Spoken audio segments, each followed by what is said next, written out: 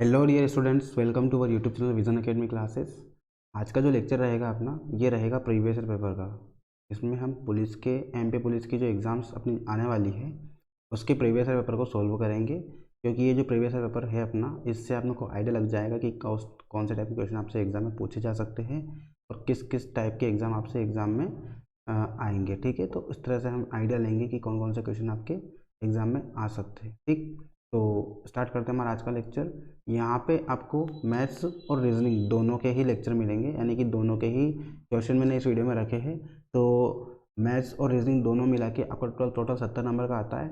ऐसे 70 क्वेश्चन होते हैं। ठीक, 70 क्वेश्चन को ही मैंने इस वीडियो में लिया है। तो ये अपना फर्स्ट पेपर है जो फर्स्ट शिफ्ट में पूछा गया था 2017 को।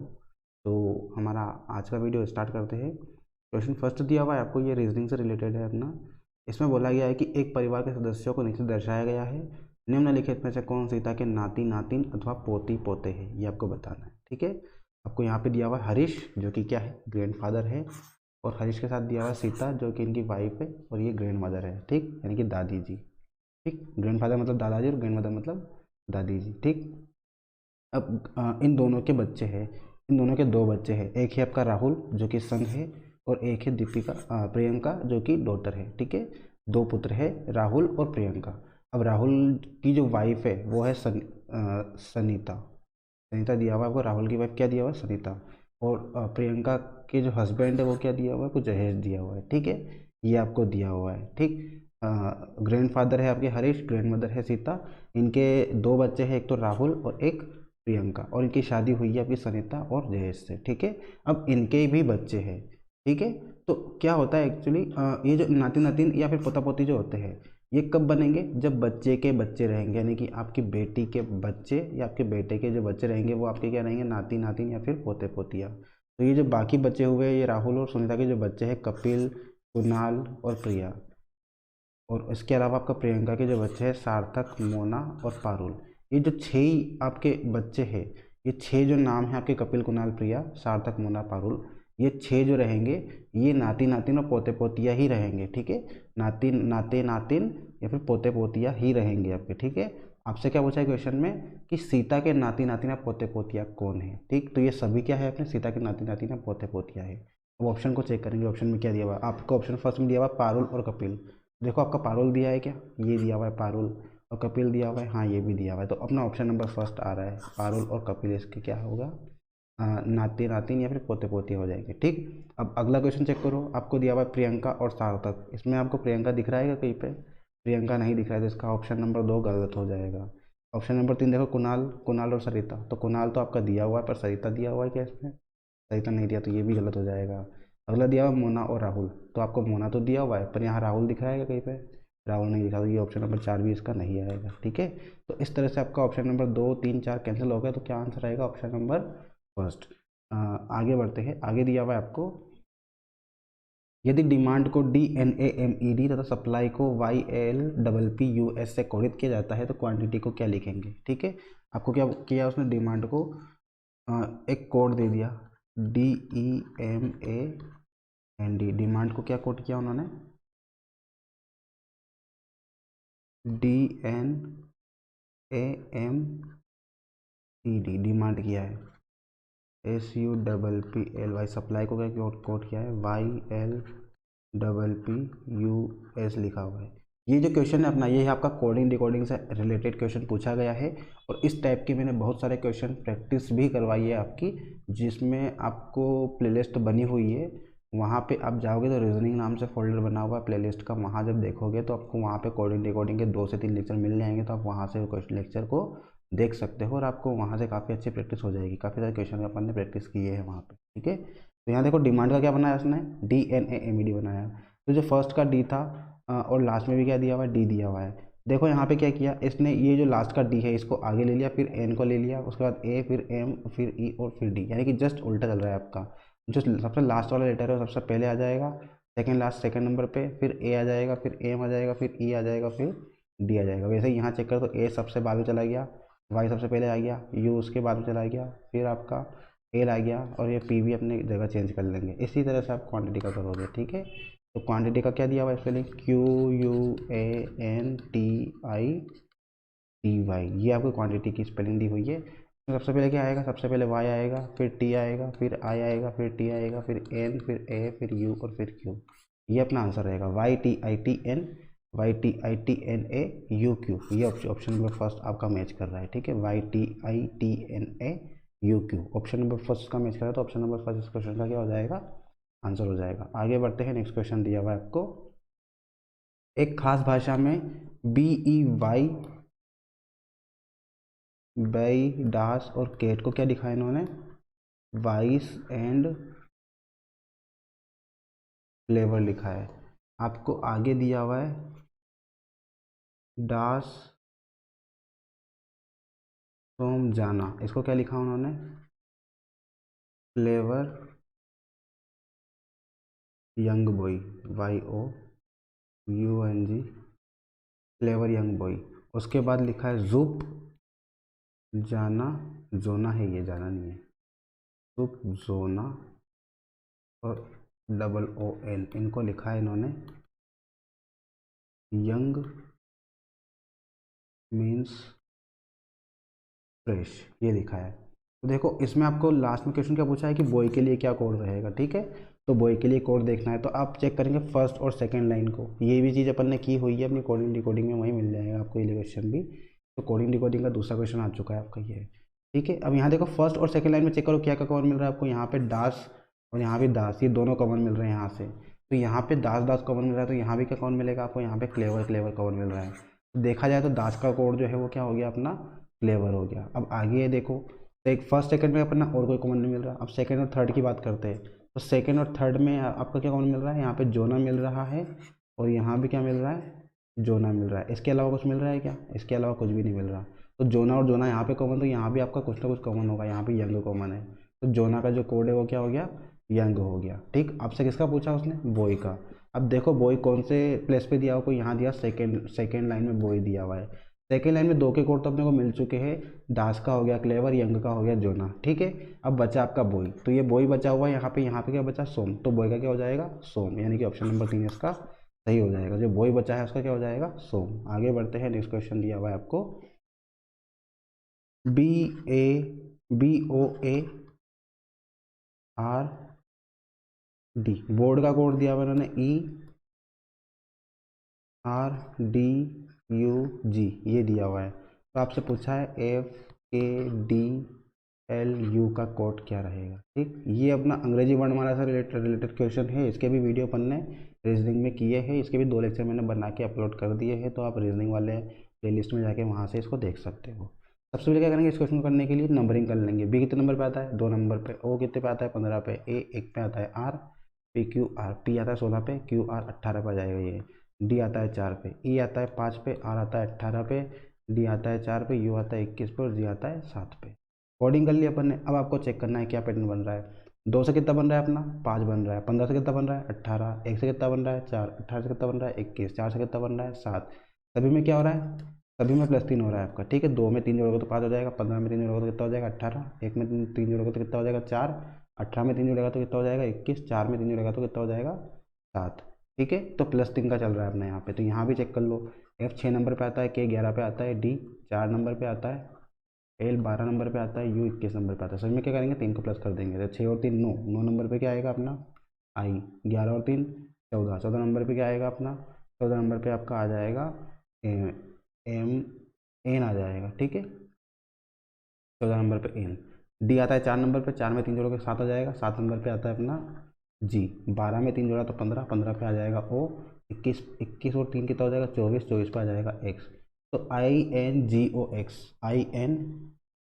INGOX ऑप्शन नंबर 4 इसका सही हो जाएगा, ठीक है। ऑप्शन भी आपको यहाँ पे दिया हुआ है, देखो INGOX इस क्वेश्चन का क्या हो जाएगा, सही आंसर हो जाएगा। आगे बढ़ते हैं, आगे दिया हुआ है आपको 4 छात्र है, रीना, बीना, मीना और नीना, ठीक है, के एक समूह पर विचार करें जो कि एक पंक्ति में खड़े हैं। रीना और बीना बाई ओर से क्रमशः 6ठे और 7वें स्थान पर है। जो रीना और जो बीना है वो बाई ओर से, अपना लेफ्ट इस साइड होता है, यानी कि बाया इस साइड होता है, और ये राइट होता है दाया, ठीक है। दाया इस साइड होता है, ठीक। तो आपको बोला है कि लेफ्ट से 6ठे और 7वें स्थान पर है। तो मान लो आपका नंबर देख लेते हैं, 1 2 3 4 5 6 7। ये 6 नंबर पे कौन है आपका, क्रमशः बोला है तो रीना पहले आया तो रीना पहले आएगी और फिर बीना आएगी, यानी कि 1 2 3 4 5, छठे नंबर पे रीना, सातवें नंबर पे बीना हो गई। क्या बोला है आपको, 4 छात्र थी, उसमें आपका बाई ओर से छठे और सातवें नंबर पे स्थान पर रीना और बीना खड़ी कर दी अपन ने, ठीक। मीना और नीना दाई ओर से क्रमशः चौथे और पांचवें स्थान पर खड़ी है। अब कहाँ बोला है, दाई ओर से बोला है, तो चौथे और पांचवें स्थान पर, तो 1 2 3 4, 4 और 5, चौथे स्थान पर कौन कौन खड़ी है, पहले क्रमशः बोला है तो पहले मीना आएगी फिर नीना आएगी, तो पहले नीना आएगी चौथे स्थान पर, मीना आ गई, नीना आ जाएगी। चौथे स्थान पर ये है और ये पांचवें स्थान पर है। इसी तरह से यहाँ पे आपको छठे पे दिया हुआ है और ये सातवें पे दिया हुआ है, ठीक है। इस तरह से खड़ा कर दिया।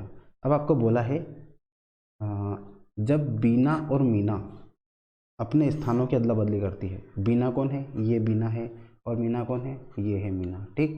बीना और मीना जब अपने स्थानों की अदला बदली करती है, यानी कि मीना आपकी यहाँ पे आ जाएगी और बीना आपकी यहाँ आ जाएगी, ठीक। तो बीना, इसकी बात करिए बीना की, बीना बाएँ से 15 हो जाती है। बाएँ से कौन सी हो जाएगी, बाएँ से बोला है, यानी कि इस साइड से बोला है आपको, बाएँ से कौन सा नंबर हो जाएगा, इसका 15वां नंबर हो जाता है, ठीक है। बीना बाएँ से कौन सी हो जाती है, 15वीं हो जाती है, ठीक है। और बाई ओर से नीना की प्रारंभिक स्थिति क्या है, ये आपसे पूछा है, ठीक है। बाई ओर से, कहाँ से बोला, बाई ओर से, यानी कि लेफ्ट साइड से बोला, लेफ्ट साइड से नीना की स्थिति पूछी है आपसे। इस साइड से आपको एन की वैल्यू पूछेगी, एन की वैल्यू कितनी रहेगी। आपको राइट साइड से, यानी कि सीधा हाथ तरफ से दाया तरफ से, तो एन की वैल्यू दी हुई है, कितनी दी हुई है, 5वें नंबर पर दी हुई है। पर आपको पूछा है कि सीधे हाथ तरफ से, उल्टे हाथ तरफ से, यानी कि लेफ्ट तरफ से या फिर बाई तरफ से नीना का स्थान, एन यानी कि नीना का स्थान कितना होगा, ये आपसे पूछा है। तो पहले अपन बात करते हैं बीना की। तो बीना, यहाँ मान लो आपका जो एम था, यानी कि मीना थी, वो चौथे स्थान पर थी। कहाँ से, सीधे हाथ से राइट से कौन सा नंबर पे थी, चौथे पे। और अभी अपन बात करें बीना की, जो कि मीना के स्थान पर आ चुकी है, तो एक तरह से बात करें तो बीना मीना ही हो सकती है, ठीक है। बीना अभी आपकी मीना के स्थान पर आ गई है और आपको बोला गया है कि जो बीना की लेफ्ट से स्थिति है वो कितनी दी हुई है आपको, 15 दी हुई है। तो जब भी हम निकालेंगे टोटल नंबर किसी भी पंक्ति के, तो कैसे निकालोगे आप, लेफ्ट प्लस राइट माइनस 1 करके निकालते हैं अपन। तो लेफ्ट कितना दिया हुआ, राइट कितना दिया हुआ है, 4 दिया हुआ है, लेफ्ट कितना दिया हुआ है, 15, माइनस 1 कर दो, 15 4 19 माइनस 1। टोटल कितने व्यक्ति खड़े हुए इस पंक्ति में, टोटल 18 व्यक्ति खड़े हुए हैं, ठीक है। टोटल कितने खड़े हुए, 18। अब आपको यहाँ पे देखो, यहाँ पे आपका बाई ओर से 15वां स्थान दिया हुआ है मीना का, मीना का 15वां स्थान बाई ओर से दिया हुआ है ऑलरेडी। तो जो नीना है वो मीना के जस्ट एक नंबर पहले ही तो खड़ी है, यानी कि जब मीना का स्थान बाई ओर से 15वां है तो नीना का स्थान एक कम हो जाएगा, उससे कितना हो जाएगा, 14वां स्थान हो जाएगा। वैसे ये करने की जरूरत नहीं है आपको टोटल नंबर निकालने की। यहाँ पे मीना का स्थान बाई ओर से 15वां दिया है, तो उससे एक नंबर पहले कौन खड़ा है, नीना खड़ी है। तो आपसे पूछा है नीना का स्थान कौन सा होगा, बाई ओर से, तो मीना का स्थान बाई ओर से 15वां है, तो नीना का स्थान कितना हो जाएगा, 14वां हो जाएगा। मीना या बीना एक ही बात है, और नीना का स्थान कितना हो जाएगा, उससे एक कम, यानी कि 14 हो जाएगा, ठीक। तो ऑप्शन नंबर 2 इसका सही आंसर हो जाएगा। और टोटल नंबर की पूछे तो कैसे निकालोगे, लेफ्ट प्लस राइट माइनस 1 करके, जैसे कि मैंने निकाला ना, ये इस तरह से निकाल सकते हो आप। 18 इसका टोटल नंबर आ जाएंगे, ठीक है। यहाँ पे अगर आपको टोटल नंबर निकालना भी है तो यहाँ पे बीना का नंबर 15 आया था, इसके बाद कितने नंबर लोग बचे, 3 और बचे, तो 15 और 3 कितना हो जाएगा, 18, ऐसे भी निकाल सकते हो। अगला देखते हैं, अगला क्या दिया हुआ है, सीता गीता और मीता के एक परीक्षा में उत्तीर्ण होने की प्रायिकता 60%, 40% और 20% है। क्या प्रायिकता है कि सीता और गीता परीक्षा में उत्तीर्ण हो जाएगी और मीता उत्तीर्ण नहीं होगी, ठीक है। अब मान लो कोई पेपर 100 नंबर का आता है, अपना कितना परसेंटेज का आता है, 100% का। इसमें से पासिंग मार्क्स कितने होते हैं, पासिंग मार्क्स होते हैं आपके 33%। अब आपको देखो यहाँ पे सीता और गीता की बात करते हैं, सीता को कितने 60% मिले, गीता कितने मिले 40%, और मीता को कितने मिले 20%। तो मीता तो आपकी फेल हो गई ना, मीता पास कहाँ हुई है, मीता तो फेल हो चुकी है। और आपसे पूछा है, उसने बोला कि सीता और गीता परीक्षा में उत्तीर्ण हो जाएगी और मीता उत्तीर्ण नहीं होगी, कि मीता को तो फेल करना है, ठीक। तो अब जब प्रायिकता निकालोगे तो आपको तीनों ही जो वैल्यू रहेगी उसको एक ही कैटेगरी के लेना है। जैसे कि अगर आप पास का ले रहे हो तो सभी को पास ही करना है, और फेल का ले रहे हो सभी को फेल करना है, ठीक है। तो देखो यहाँ पे आपको पास की ज़्यादा दी हुई है, सीता पास हुई है, गीता भी पास हुई है। सीता पास हुई है 60% से और गीता पास हुई है 40% से, और मीता 20% से फेल हुई है ये, ठीक है। मीता फेल हुई है, कितने नंबर लाई है वो 20%।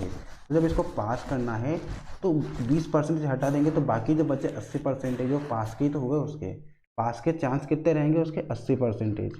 वो फेल हो गई है 20% है, तो बाकी बच्चे जो 80% है वो पास होने के हैं उसके, ठीक। तो अपन ने इसको भी पास का लिया है इसका भी पास का लिया हुआ है, और इसका क्वेश्चन में फेल का दिया हुआ था 20%, तो उसको भी क्या कर दिया अपन ने, पास में कन्वर्ट कर लिया। ठीक है, 20% फेल का दिया हुआ था तो अपन ने पास का निकाल लिया 80%, उल्टा कर दिया। ठीक है, 100 में से माइनस कर दिया। अब देखो 60% कितना होता है आपका, फ्रैक्शन वैल्यू कितनी होती है, 3/5 होती है। 40% कितना हो जाएगा, 2/5।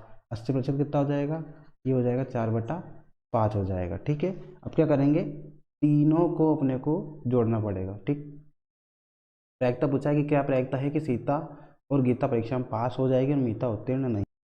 अब प्रोबेबिलिटी निकालनी है तो तीनों को क्या करेंगे, इंटू कर देंगे, और आपको निकालना है परसेंटेज में आंसर, तो परसेंटेज के लिए 100 का गुणा कर देंगे। अब इसको सोल्व कर लो, तो आपका 3/5 इंटू 2/5 इंटू 4/5 इंटू 100 हो जाएगा। कट करेंगे इसको, 5 से 5 25, 25 चौक 100। और कुछ कट रहा है क्या, नहीं कट रहा है, तो 3 दूने 6, 6 चौक 24, 24 इंटू 4 कितना हो जाएगा, 96 हो जाएगा। 96, 96 बटे नीचे बचेगा 5, कट कर लो 5 से, 5 से आएगा 5 एकम 5, 5 9 45, 1/5, यानी कि 0.2 हो जाएगा, 19.2%। इस क्वेश्चन का क्या हो जाएगा आंसर, ऑप्शन नंबर 4। इस तरह से क्वेश्चन को सोल्व करना। आगे बढ़ते हैं। आगे आपको दिया हुआ कि यदि जून 2006 की पहली तारीख, यदि जून 2006 की पहली तारीख को मंगलवार है तो इस महीने में कितने रविवार होंगे। जून 2006 की पहली तारीख को मंगलवार है तो इस महीने में कितने रविवार होंगे आपसे पूछा है। ठीक है, जून का जो पहला दिन दिया हुआ है क्या दिया हुआ है, मंगलवार दिया हुआ है। तो आप चेक कर लो कि अगला रविवार कौन सी तारीख को आ रहा है, और फिर सब में 7 7 प्लस करेंगे तो अपना आंसर मिल जाएगा आपको। ठीक है, तो आपका पहली तारीख को अगर मंगलवार दिया हुआ है तो 2 तारीख को बुधवार, 3 तारीख को गुरुवार, 4 तारीख को शुक्रवार, 5 तारीख को शनिवार, और 6 तारीख को रविवार हो जाएगा, संडे हो जाएगा। अब 6 और 7 13 तारीख को फिर संडे हो जाएगा, 13 और 7 20 तारीख को फिर संडे हो जाएगा आपका, 20 के बाद 27 तारीख को फिर संडे हो जाएगा। उसके बाद आपका महीना चेंज हो जाएगा, तो कितने संडे आएगा अपने, 1 2 3 4 संडे आएगा, तो आपका ऑप्शन नंबर 4 इसका सही आंसर हो जाएगा। इस तरह से क्वेश्चन को करना है। आगे देखो, लुप्त संख्या चुनकर श्रृंखला को पूरा कीजिए। अगला दिया हुआ है आपको, लुप्त संख्या दी हुई है, इसमें आपको पैटर्न चेक करना है कि क्या पैटर्न बन रहा है और अगला नंबर क्या आएगा। यहाँ देखो 2 8 3 27 और 4 दिया हुआ है, कुछ पैटर्न समझ में आ रहा है माइंड में। देखो देखने पे लग रहा है अपने को कि जो 2 है इसका अगर क्यूब कर दे तो कितना मिल जाएगा अपने को, अगला नंबर 8 मिल जाएगा। अगर यहाँ पे 3 का क्यूब कर दे तो कितना मिल जाएगा, 27। वैसे अगर 4 का क्यूब कर दोगे तो कितना मिल जाएगा, 64। ये अपना ऑप्शन नंबर 2 सही हो जाएगा। आगे दिया हुआ है लुप्त संख्या चुनकर श्रृंखला को पूरा कीजिए। तो देखो यहाँ पे क्या दिया, 324 दिया हुआ है और 108 दिया हुआ है। बहुत ज़्यादा नंबर था, उससे बहुत छोटा नंबर आ चुका है अपना। ठीक है, बड़े नंबर से छोटा नंबर आया तो क्या करेंगे, हमेशा डिवाइड का कुछ लग रहा होगा कॉन्सेप्ट, इसमें चेक करो क्या लग रहा है। 324 से 108 कैसे आ सकता है, अगर अपन 2 का डिवाइड करें तो कितना आएगा, ये 2 का आधा करेंगे, यानी कि आपका हो जाएगा 32 का आधा 16 और 2 का आधा 4, 162 होगा। पर ये तो आपका आ नहीं रहा है, 3 से डिवाइड कर लो, 3 से आपका करेंगे तो अपना 108 मिल जाएगा, यानी कि डिवाइडेड बाई 3 हुआ है। अब अगला फिर चेक कर लो, फिर से 3 से कर लो इसको, 3 3 9, 3 6 18, हाँ 3 का पैटर्न बन रहा है, डिवाइडेड बाई 3 डिवाइडेड बाई 3। अगला फिर डिवाइडेड बाई 3 हुआ है, तो अगला फिर क्या होगा, डिवाइडेड बाई 3 है कि 12 को डिवाइड करेंगे 3 से कितना जाएगा, 4। तो ऑप्शन नंबर 3 इसका सही आंसर आ जाएगा, डिवाइडेड बाई 3 चलेगा इसका। ठीक, 324 को 3 से डिवाइड करो 108, 108 को 3 से डिवाइड करो 36, 36 को 3 से डिवाइड करो 12, 12 को 3 से डिवाइड करेंगे तो 4। अगला देखो, अगला दिया हुआ है 1 4 9 16, इधर सिंपल है, आपको आ ही गया होगा। 1 का वर्ग 1, 2 का वर्ग 1 का वर्ग 1, 2 का वर्ग 4, 3 का वर्ग 9 दिया हुआ है आपको, और 4 का वर्ग 16 दिया हुआ है, यानी कि 1 4 9 16 दिया हुआ है आपको क्वेश्चन में। अगला क्या आएगा, अगला आएगा 5 का वर्ग, कितना होता है 25, यानी कि ऑप्शन नंबर ए इसका सही हो जाएगा। आगे दिया हुआ है आपको, आगे क्वेश्चन दिया हुआ है सोलोलिज्म से, इसमें आपको बोला गया है कि सभी कागज चादर है, सभी चादर पुस्तक है। क्या बोला है, 2 क्वेश्चन दिए हुए आपको, सभी कागज चादर है। अभी आपको बनाना पड़ेगा इसमें, सभी कागज जो है ये कागज है,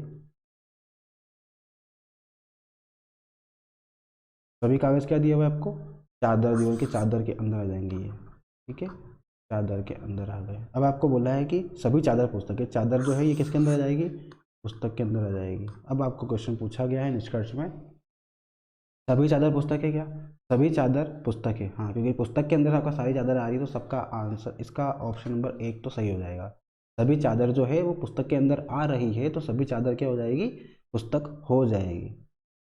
सॉरी, आपका निष्कर्ष अलग दिया हुआ है, सभी कागज पुस्तकें ये बोला है आपसे। ठीक है, फर्स्ट क्या बोला है, सभी कागज पुस्तकें, तो सभी कागज जो है वो पुस्तक के अंदर आ रहे हैं क्या, देखो कागज जो है वो चादर के अंदर आ रहा है और जो चादर है वो पुस्तक के अंदर आ रही है, तो इनडायरेक्टली देखा जाए तो ये जो कागज है ये पुस्तक के अंदर ही है आपका। ठीक है, पुस्तक सबसे बड़ी है, फिर चादर आ गया, फिर कागज आ गया, तो देखा जाए तो पुस्तक के अंदर ही आपका क्या है, कागज। तो आप बोल सकते हो कि सभी कागज जो है वो क्या है, पुस्तक है। सभी कागज पुस्तक है, ये सही है अपना। आगे दिया हुआ सभी पुस्तक कागज है, सभी पुस्तक कागज है, उल्टा दिया आपको। सभी पुस्तक की बोला कि सभी पुस्तक आपका कागज हो सकती है क्या। देखो कागज तो छोटा दिया हुआ आपको, पुस्तक का कितना बड़ा दिया हुआ है, तो आपका ये पॉसिबल नहीं है। कागज जो है वो पुस्तक है, तो जो पुस्तक है वो कागज नहीं हो सकती, क्योंकि अपन ने पुस्तक का ओनली इतना सा पार्ट कागज का लिया हुआ है, और ये बाकी बचा जो पार्ट है ये पुस्तक का कागज थोड़ी ना बन रहा है, ये तो अलग पार्ट जा रहा है अपना। तो आपका सभी पुस्तक कागज नहीं हो सकती, यानी कि आपका ऑप्शन नंबर फर्स्ट ही सही रहेगा। इसका जो आंसर रहेगा वो केवल निष्कर्ष एक अनुसरण करेगा, ऑप्शन नंबर 4 इस क्वेश्चन का क्या हो जाएगा, सही आंसर हो जाएगा। आगे देखते हैं क्वेश्चन नंबर अगला दिया हुआ है आपको, ये भी कथन निष्कर्ष का है। कथन दिए हुए सभी खंबे दीवारें हैं, सभी खंबे क्या है, दीवारें हैं, ठीक है, सभी खंबे दीवारें बना दिया। अब बोला है कि सभी दीवारें घर है, सभी दीवारें क्या है, घर है, तो सभी दीवारें को घर बना दिया, घर मतलब जी, ठीक। सभी खंबे दीवारें हैं और सभी दीवारें क्या है, घर है। तो आपसे निष्कर्ष पूछा है कि सभी घर खंबे है, सभी घर खंबे है क्या, सभी घर, घर तो कितना बड़ा है, घर आपका इतना बड़ा है और खंबा इतना सा है, तो सभी घर खंबे कैसे हो सकते हैं, क्योंकि खंबे का इतना सा पार्ट अपन ने ले लिया घर का, बाकी जो बचा पार्ट है वो तो घर का ही बचा है ना, वो खंबे में कवर का हो रहा है। तो अपना ऑप्शन नंबर फर्स्ट नहीं आएगा, सभी घर खंबे नहीं हो सकते। अब आपको बोला है कि सभी खंबे घर है, अब आपको बोला है कि सभी खंबे घर है। अभी देखो घर तो कितना बड़ा है अपना, खंबा छोटा सा आ रहा है, यानी कि घर के अंदर आपका दीवार आ रहा है, दीवार के अंदर खंबा आ रहा है, तो इनडायरेक्टली देखा जाए तो घर के अंदर खंबा और आपको दिया हुआ है, तो सभी घर क्या हो सकते हैं, खंबे हो सकते हैं, ठीक है। सभी खंबे क्या हो सकते हैं, घर हो सकते हैं, तो अपना ऑप्शन नंबर 2 इसका सही हो जाएगा। तो इसका भी निष्कर्ष नंबर 2 अनुसरण करेगा, इनके ऑप्शन नंबर 3 इसका सही रहेगा। आगे देखो आगे दिया हुआ है, एक और क्वेश्चन आपसे पूछ लिया गया है, यहाँ पे बोला है कि सभी पेंटिंग ड्राइंग है, सभी पेंटिंग क्या है, ड्राइंग दी हुई है। उसके बाद बोला है कोई भी ड्राइंग तस्वीर नहीं है, तो कोई भी ड्राइंग तस्वीर नहीं है, यानी कि तस्वीर से, ड्राइंग से आपका तस्वीर का कोई भी रिलेशन नहीं है, ठीक है। अब निष्कर्ष आपको दिया हुआ है कि कोई भी पेंटिंग तस्वीर नहीं है, तो पेंटिंग तो किसके अंदर आ रही है, ड्राइंग के अंदर आ रही है, तो ये जो ड्राइंग का जब रिलेशन तस्वीर से नहीं है, तो ड्राइंग तो पेंटिंग तो ड्राइंग के अंदर आ रही है ना, तो जब ड्राइंग का ही नहीं है तो पेंटिंग का कैसे हो सकता है, ठीक है। तो सभी तस्वीर पेंटिंग नहीं हो सकती, तो ये अपना ऑप्शन नंबर फर्स्ट सही है, क्योंकि आपको नहीं बोला है यहाँ पे, अगर हाँ बोलता तो गलत हो जाता। आपको बोला है कि कोई भी पेंटिंग तस्वीर नहीं है, बात सही है कि हाँ नहीं है, रियल में भी नहीं है अपना। अब आगे देखो कोई भी तस्वीर ड्राइंग नहीं है, अब कोई भी तस्वीर ड्राइंग नहीं है, जब आपको यहाँ पे बोल ही दिया है कि कोई भी ड्राइंग तस्वीर नहीं है, तो इसका जस्ट अपोजिट हो जाएगा, कोई भी तस्वीर ड्राइंग नहीं है, ये भी तो सही रहेगा अपना। जो आपको क्वेश्चन में जो बोला है, अगर वो ही का वही आपसे पूछ ले, तो वो बिल्कुल आप बिना आंखें बंद करके आपको सही लगा देना है, ठीक है।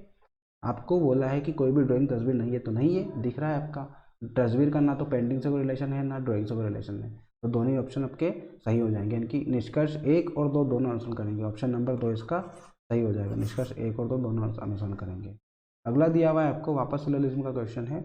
इसमें बोला है कि कुछ लड़के पेच है, कुछ लड़के, ये लड़के हैं, ये कुछ लड़के पेच है, तो कुछ लड़के पेच है, यानी कि ये पेच वाला कुछ का रिलेशन बन रहा है अपना, ठीक है। कुछ लड़के क्या हो गए, पेच है।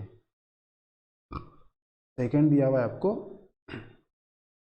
सभी नट लड़के हैं, सभी नट जो है इसके अंदर देखो सभी नट, सभी नट क्या दिया हुआ है आपको, लड़के दिए हुए हैं, इस तरह से बना दो इसको।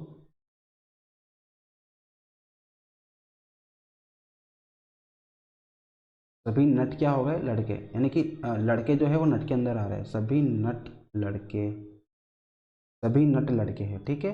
तो जो ये लड़के हैं ये किसके अंदर आ जाएंगे, नट के अंदर आ जाएंगे, ठीक है। अब आपका ये चित्र बन चुका है, कुछ लड़के पेच है, ये वाला बना दिया, और सभी पेच नट है, सभी पेच, सॉरी ये गलत पढ़ लिया अपन ने, और ये वाला दिया हुआ है सभी पेच नट है, सभी पेच क्या है, नट है, तो सभी पेच को अपन क्या करेंगे, नट के अंदर कर देंगे, ठीक, ये रहेगा अपना। देखा कुछ लड़के पेज है, कुछ लड़के पेज बन गया, और सभी पेज नट है, तो सभी पेज को क्या बना दिया अपन ने, नट बना दिया, ठीक है। तो ये अपना हो गया चित्र। अब आगे आपको निष्कर्ष दिया हुआ है कि कुछ लड़के नट है, आपसे पूछा गया कि कुछ लड़के नट है क्या, तो कुछ लड़के कुछ लड़के अगर आपके पेज है और सभी पेज नट है, तो कुछ नट पेज लड़के भी तो हो सकते हैं, कुछ लड़के नट भी हो सकते हैं, क्यों, क्योंकि ये जो पार्ट है आपका इसमें पेज भी आ रहा है आपका और नट भी आ रहा है और लड़के भी आ रहा है, तो तीनों एक दूसरे के कुछ कुछ हो सकते हैं, यानी कि लड़के और पेज की बात करें तो ये कुछ का रिलेशन बन जाएगा यहाँ पे, और लड़के और नट की बात करें तो यहाँ भी कुछ कुछ का रिलेशन बन जाएगा, ठीक है। तो यहाँ पे बोला है लड़के और नट का, तो ये रिलेशन कुछ के लिए सही रहेगा। अब आगे बोला है कि सभी नट लड़के हैं, सभी नट लड़के तो नहीं हो सकते, आपको ओनली कुछ का बोला है तो सभी तो पॉसिबल नहीं है, ठीक है। अगर आपको बोल दे कि सभी नट लड़के हैं तो वहाँ डेफिनेटली ये सही होगा कि कुछ तो पक्का सही रहेगा अपना, ठीक है। अगर आपको ऑल की बोल दे यानी कि सभी की बोल दे तो वहाँ पे सम यानी कि कुछ तो बिल्कुल डेफिनेट सही होगा। पर अगर आपको वहाँ पे पहले सम की बोल दे और फिर पूछे ऑल का, तो ये हमेशा गलत होगा, ठीक है। पहले ऑल अगर सही है तो सम डेफिनेटली सही होगा, और अगर आपका सम सही है तो ज़रूरी नहीं है कि ऑल सही हो, ठीक है। ऑल गलत भी हो सकता है, जैसे यहाँ पे हुआ है, ठीक है। सभी नट लड़के, तो सभी नट जो दिए हुए हैं वो लड़के हैं क्या, आपने सभी नट लड़के नहीं है, ओनली कुछ नट जो है वो लड़के हैं, बाकी जो ये पूछना चाहिए नट लड़कों में कहाँ आ रहा है, तो ये अपना नहीं रहेगा, तो ये ऑप्शन नंबर 2 गलत हो जाएगा, ठीक। तो केवल एक आंसर करेगा यानी कि निष्कर्ष एक, ऑप्शन नंबर 4। अगला देखो, अगला दिया हुआ है आपको, एक विषम संख्या ज्ञात करनी है। इन सभी को देखना है आपको नंबर को, और चेक करना है कोई एक अपना ओड नंबर है यानी कि इनसे रिलेशन नहीं बना पा रहा है, तो आपको बताना है कि वो कौन सा नंबर है। सभी को ध्यान से देखो तो आप देखो 24 जो होता है ये आपका किसी न किसी नंबर से डिवाइड होता है, 33 भी किसी न किसी नंबर से डिवाइड होता है, 60 भी किसी न किसी नंबर से डिवाइड हो जाएगा, और 71 जो होगा ये किसी भी नंबर से डिवाइड नहीं होगा। वैसे 51 आपका हो जाएगा, 15 भी हो जाएगा। ओनली 71 की अगर बात करें तो जो 71 है ये आपका अभाज्य संख्या है यानी कि प्राइम नंबर है ये, ठीक है। क्या है ये, प्राइम नंबर है। तो ये नंबर जो होते हैं ये या तो खुद से होते हैं या फिर 1 से डिवाइड होते हैं, और किसी भी नंबर से डिवाइड नहीं होते। तो जो 71 है अपना ऑप्शन नंबर 2 ये सही हो जाएगा, ये अपना एक अलग रहेगा, ऑड नंबर रहेगा। अगला दिया हुआ है आपको, लुप्त अक्षर को पहचान कर श्रृंखला को पूरा कीजिए। यहाँ पे आपको सीक्वेंस सीरीज दे दी उसने, तो आपको पूरा करना है, ठीक है। तो इससे क्वेश्चन करने का सबसे बेस्ट तरीका यही होगा कि सबसे बड़ा जो दिया हुआ है यानी कि सबसे ज़्यादा जहाँ पे इकट्ठे हो रहे हैं यानी कि 5 नंबर यहाँ पे एक साथ इकट्ठे हो रहे हैं, तो इन पाँचों को देखो क्या पैटर्न बन रहा है, Q R P P Q, Q R P P Q. तो यहाँ पे एक स्थान देखो आपका फर्स्ट ब्लैंक दिया हुआ है आपको, इसमें पी और क्यू के बीच का पूछा है, पी क्यू आर पी, फिर इसके बाद ब्लैंक दिया हुआ है, फिर क्यू क्यू क्यू दिया हुआ है आपको, ठीक है। तो यहाँ पे देखो क्यू आर फिर पी आ जाए, क्यू, यहाँ देखो यहाँ पे आपका क्यू आर पी आ रहा है, यहाँ भी क्या आ रहा है, क्यू आर पी आ रहा है। अब इसके बाद क्या आएगा, यहाँ पे तो पी दिया हुआ है और फिर क्यू दिया हुआ है, तो यहाँ पे तो रिक्त स्थान दिया हुआ है, और यहाँ पे अगला क्या दिया हुआ है, क्यू दिया हुआ है, कि क्यू की जगह क्यू तो आ चुका है अपना, पर ये जो रिक्त स्थान दिया हुआ है यहाँ पे क्या आएगा, ये बचा हुआ पी आ जाएगा, तो यहाँ पे क्या आ गया, पी आ गया, ठीक। यहाँ पे क्या आ जाएगा, पी आ जाएगा। अब आगे देखो डबल क्यू दिया हुआ है, तो डबल क्यू देखो कहाँ, डबल क्यू ये दिया हुआ है, इसके बाद क्या दिया हुआ है, आर, तो यहाँ पे क्या आ जाएगा, आर आ जाएगा। अब यहाँ पे आपको दिया हुआ है डबल आर के बाद ट्रिपल पी दिया हुआ है, तो ट्रिपल पी चेक करो कहीं पे दिया है क्या, ट्रिपल पी कहीं भी नहीं दिया, तो अभी इसको रहने दो। अभी आगे चेक करते हैं अपन, यहाँ पे चेक करते हैं डबल क्यू और आर का, तो डबल क्यू और आर, डबल क्यू और आर ये बन गया, उसके बाद क्या दिया, फिर से आर दिया हुआ है, तो डबल क्यू आर के बाद फिर आर आ जाएगा, ठीक है, तरह से हो गया। अब वापस आपका देखो यहाँ पे ट्रिपल आर दिया हुआ है, तो यहाँ ट्रिपल आर और कहीं दिया है क्या, और कहीं भी नहीं दिया। बाकी अभी इसकी बात करते हैं, इसको भी अपन अभी छोड़ेंगे, इसको भी छोड़ देंगे और इसको भी छोड़ देंगे, इन दोनों का कुछ मिला नहीं अभी, तो अपन आगे चेक करते हैं। अभी लास्ट वाला बचा अपना, लास्ट वाले में क्या दिया हुआ है आपको, डबल पी क्यू दिया हुआ था, डबल पी क्यू कहीं मिला है क्या आपको, डबल पी क्यू, ये डबल पी और क्यू, ये फर्स्ट वाला जो है ना डबल पी और क्यू, इतना मिल चुका है। डबल पी क्यू तो आ गया, अब इसके बाद डबल आर मिलेगा आपको, डबल आर भी मिल गया, बस ये क्या बचा, क्यू बचा, तो ये क्यू कहाँ आ जाएगा अपना, यहाँ बीच में आ जाएगा, ठीक है, क्यू का आ जाएगा बीच में आ जाएगा। तो आपका पी आर और उसके बाद दो ब्लैंक है, दो ब्लैंक नहीं है, एक ब्लैंक है, फिर आर है, फिर ब्लैंक है, और फिर क्यू दिया हुआ है आपको, इतना तो आपको मिल चुका है। अब फिर से चेक करो, ट्रिपल पी था, तो ट्रिपल पी कहाँ मिल रहा है आपको, ट्रिपल पी कहीं भी नहीं मिल रहा है, पर ये पता है कि डबल पी के बाद क्या आ रहा है, क्यू आ रहा है, डबल पी के बाद क्या आ रहा है, यहाँ देखो ये डबल पी के बाद क्या आ रहा है, क्यू आ रहा है, तो यहाँ पे क्यू आ जाएगा आपका। और यहाँ पे देखो डबल आर के बाद क्या आ रहा है, डबल आर के बाद आपका फिर से पी आ रहा है, तो ये पी आपका आ जाएगा, ठीक है। डबल पी के बाद क्या आ रहा है, फिर से डबल आर के बाद क्या आ रहा है, फिर से पी आ रहा है, तो आपका ये वाला आ जाएगा, यानी कि पहले क्यू भरा अपन ने, फिर पी भरा, तो यहाँ पे क्यू और यहाँ पे पी। अब चेक कर लो ये कहाँ पे आपको दिया हुआ है, कौन सा ऑप्शन में दिया, P R Q R P Q, P R Q R P Q, option number 4 इसका दिया हुआ है, P R Q R P Q, ठीक है। और पैटर्न भी चेक कर लो, पैटर्न क्या बन गया आप अपना, पैटर्न भी अगर चेक करें, पैटर्न अगर चेक करते हैं इनका, तो बनेगा आपका P Q R P P Q Q R R, वैसे यहाँ पे triple P triple Q triple R बन जाएगा, और फिर यहाँ पे P Q R P P Q Q R R बन जाएगा, यानी कि तीन नोनों का बनेगा अपना, ठीक है, नोनों का बनेगा ये, यहाँ तक आपका 9 हो जाएंगे, अगले 9 हो जाएंगे ये यहाँ तक, और फिर अगले 9 हो जाएंगे ये वाले। फिर P Q R, P P Q Q R R, फिर triple P triple Q triple R, उसके बाद P Q R, P P Q Q, P P Q Q और आर आर बन जाएगा। तो ये आपका बन जाएगा, इससे अपना ये वाला पैटर्न सही रहेगा। इसका आंसर हो जाएगा ऑप्शन नंबर 4। ठीक है, तो बहुत सिंपल क्वेश्चन है। आगे बढ़ते हैं, नेक्स्ट क्वेश्चन दिया हुआ है आपको। नीचे दी गई श्रृंखला में संख्याओं का एक क्रम उपस्थित है, गलत संयोजन को पहचानना है। कि इसमें से एक नंबर आपका गलत है, तो वो कौन सा है आपको पहचानना है। 2 से कितना बन रहा है 7, पहचानो कैसे बनेगा 2 से 7। 2 में अगर 3 का गुणा करें अपन, 2 में 3 का गुणा करें कितना आएगा 6, उसमें एक जोड़ दे कितना बन जाएगा 7 बन जाएगा। वैसे ही 7 में अगर 3 का गुणा कर दे कितना बन जाएगा 21, प्लस 1 कर देंगे तो कितना आ जाएगा 22। ठीक, 22 में 3 का गुणा करेंगे तो कितना आ जाएगा 66। 66 में एक जोड़ दे कितना बन जाएगा 67 बन जाएगा। अगला नंबर भी आ ही रहा है। अब 67 में फिर क्या करना है, 3 को गुना करना है। तो 7 से 21 का एक हासिल, 2 बचेगा, 6 से 18 और 2 20, 201। 201 में करना है आपको +1 करना है, तो 202 होना चाहिए, पर यहाँ कितना आ रहा है 204, तो ये अपना गलत हो जाएगा। ठीक है, क्या गलत हो जाएगा 204। सभी में क्या हो रहा है इंटू 3 और +1 हो रहा है, इंटू 3 +1, पर अपन देखें तो लास्ट का नंबर जो है वो गलत आ रहा है। आपका 202 आना चाहिए, वहाँ पे क्या आ रहा है 204, तो अपना ऑप्शन नंबर 2 इसका सही हो जाएगा। अगला देखो, अगला दिया हुआ है, यह भी यही क्वेश्चन दिया हुआ है आपको, गलत संयोजन को पहचानना है। 120 दिया हुआ है, फिर 99 दिया हुआ है, फिर 80 दिया हुआ है, फिर 63। तो अपन इसका अंतर देख लेंगे। 120 और 99 के बीच में कितना अंतर है अपना, इसमें 21 का अंतर है। 99 और 80 के बीच में कितने का अंतर है, ये आपका आ रहा है 19 का अंतर। ठीक, 95 तो आ ही गया अपना, ओड नंबर चलेगा 21, 19, 17 ऐसा चलेगा ये। ठीक है, अब अगला अंतर कितना आ रहा है 17 आ रहा है। अगला अंतर कितना आ रहा है 15 का आ रहा है। अगला अंतर कितने का आ रहा है, आना चाहिए 13 का। चेक करो कौन से ऑप्शन में आपका गलत संयोजन मिलेगा। तो 120 में से 21 को माइनस किया तो 99 सही आ रहा है। 99 में से 19 को माइनस किया तो 80 बिल्कुल सही है। 80 में 17 को माइनस किया 63 बिल्कुल सही है। 63 में से 15 को किया तो कितना बचेगा अपना 48 बचेगा। यहाँ पे 47 आ रहा है, ये गलत हो गया अपना। तो इसका आंसर हो जाएगा ऑप्शन नंबर है 47। ठीक है, 47 की जगह क्या आएगा आपका 48। 48 में से आप 13 को से माइनस करोगे तो कितना आ जाएगा 35 आएगा। तो आपका 48 आएगा यहाँ पे 47 की जगह, तो 47 आपका क्या है गलत है, ऑप्शन नंबर फर्स्ट। अगला दिया हुआ है आपको, किसी कोड भाषा में जोश जोश मोस कले को उनने लिखा है पोश वाइट कार। अगला दिया हुआ है मोस सूट पियो को उनने लिखा है ब्लैक और वाइट। तो आपसे पूछा है कि वाइट का कोड क्या होगा। ठीक है, अब यहाँ देखो, यहाँ पे क्या कॉमन मिल रहा है आपको, यहाँ पे फर्स्ट और सेकंड लाइन में चेक करो तो मोस और मोस कॉमन मिल रहा है, और यहाँ पे क्या कॉमन मिल रहा है, यहाँ पे वाइट और वाइट मिल रहा है।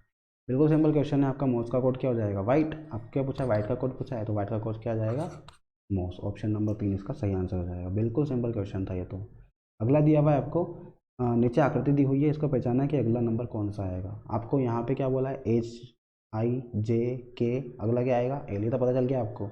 HIJK एल आएगा अगला, पर ये एल ऐसा सिंपल सीधा नहीं आएगा। आपको यहाँ पे देखो के भी उल्टा दिया हुआ है, जे भी उल्टा दिया हुआ है, और आई और एच जो होते हैं ये उल्टे करेंगे तो भी अपना सेम दिखेंगे, और सीधा रहेगा तो भी सेम दिखेगा। ठीक है, तो देखो यहाँ पे अगर एच के सामने आप मिरर रख देते हो, दर्पण रख देते हो, तो एच वापस से ऐसे ही बनेगा आपका। वैसे ही अगर आई की बात करें तो आई में भी दर्पण रख देंगे तो फिर से आई वैसा का वैसा ही बनेगा। अगर अपन जे की बात करें तो जे के सामने दर्पण रख दोगे तो क्या बन जाएगा अपना इस तरह से बन जाएगा। ठीक है, वैसे अगर के की बात करें तो के सामने दर्पण रखोगे तो कितना बन जाएगा आपका ये ऐसे बन जाएगा।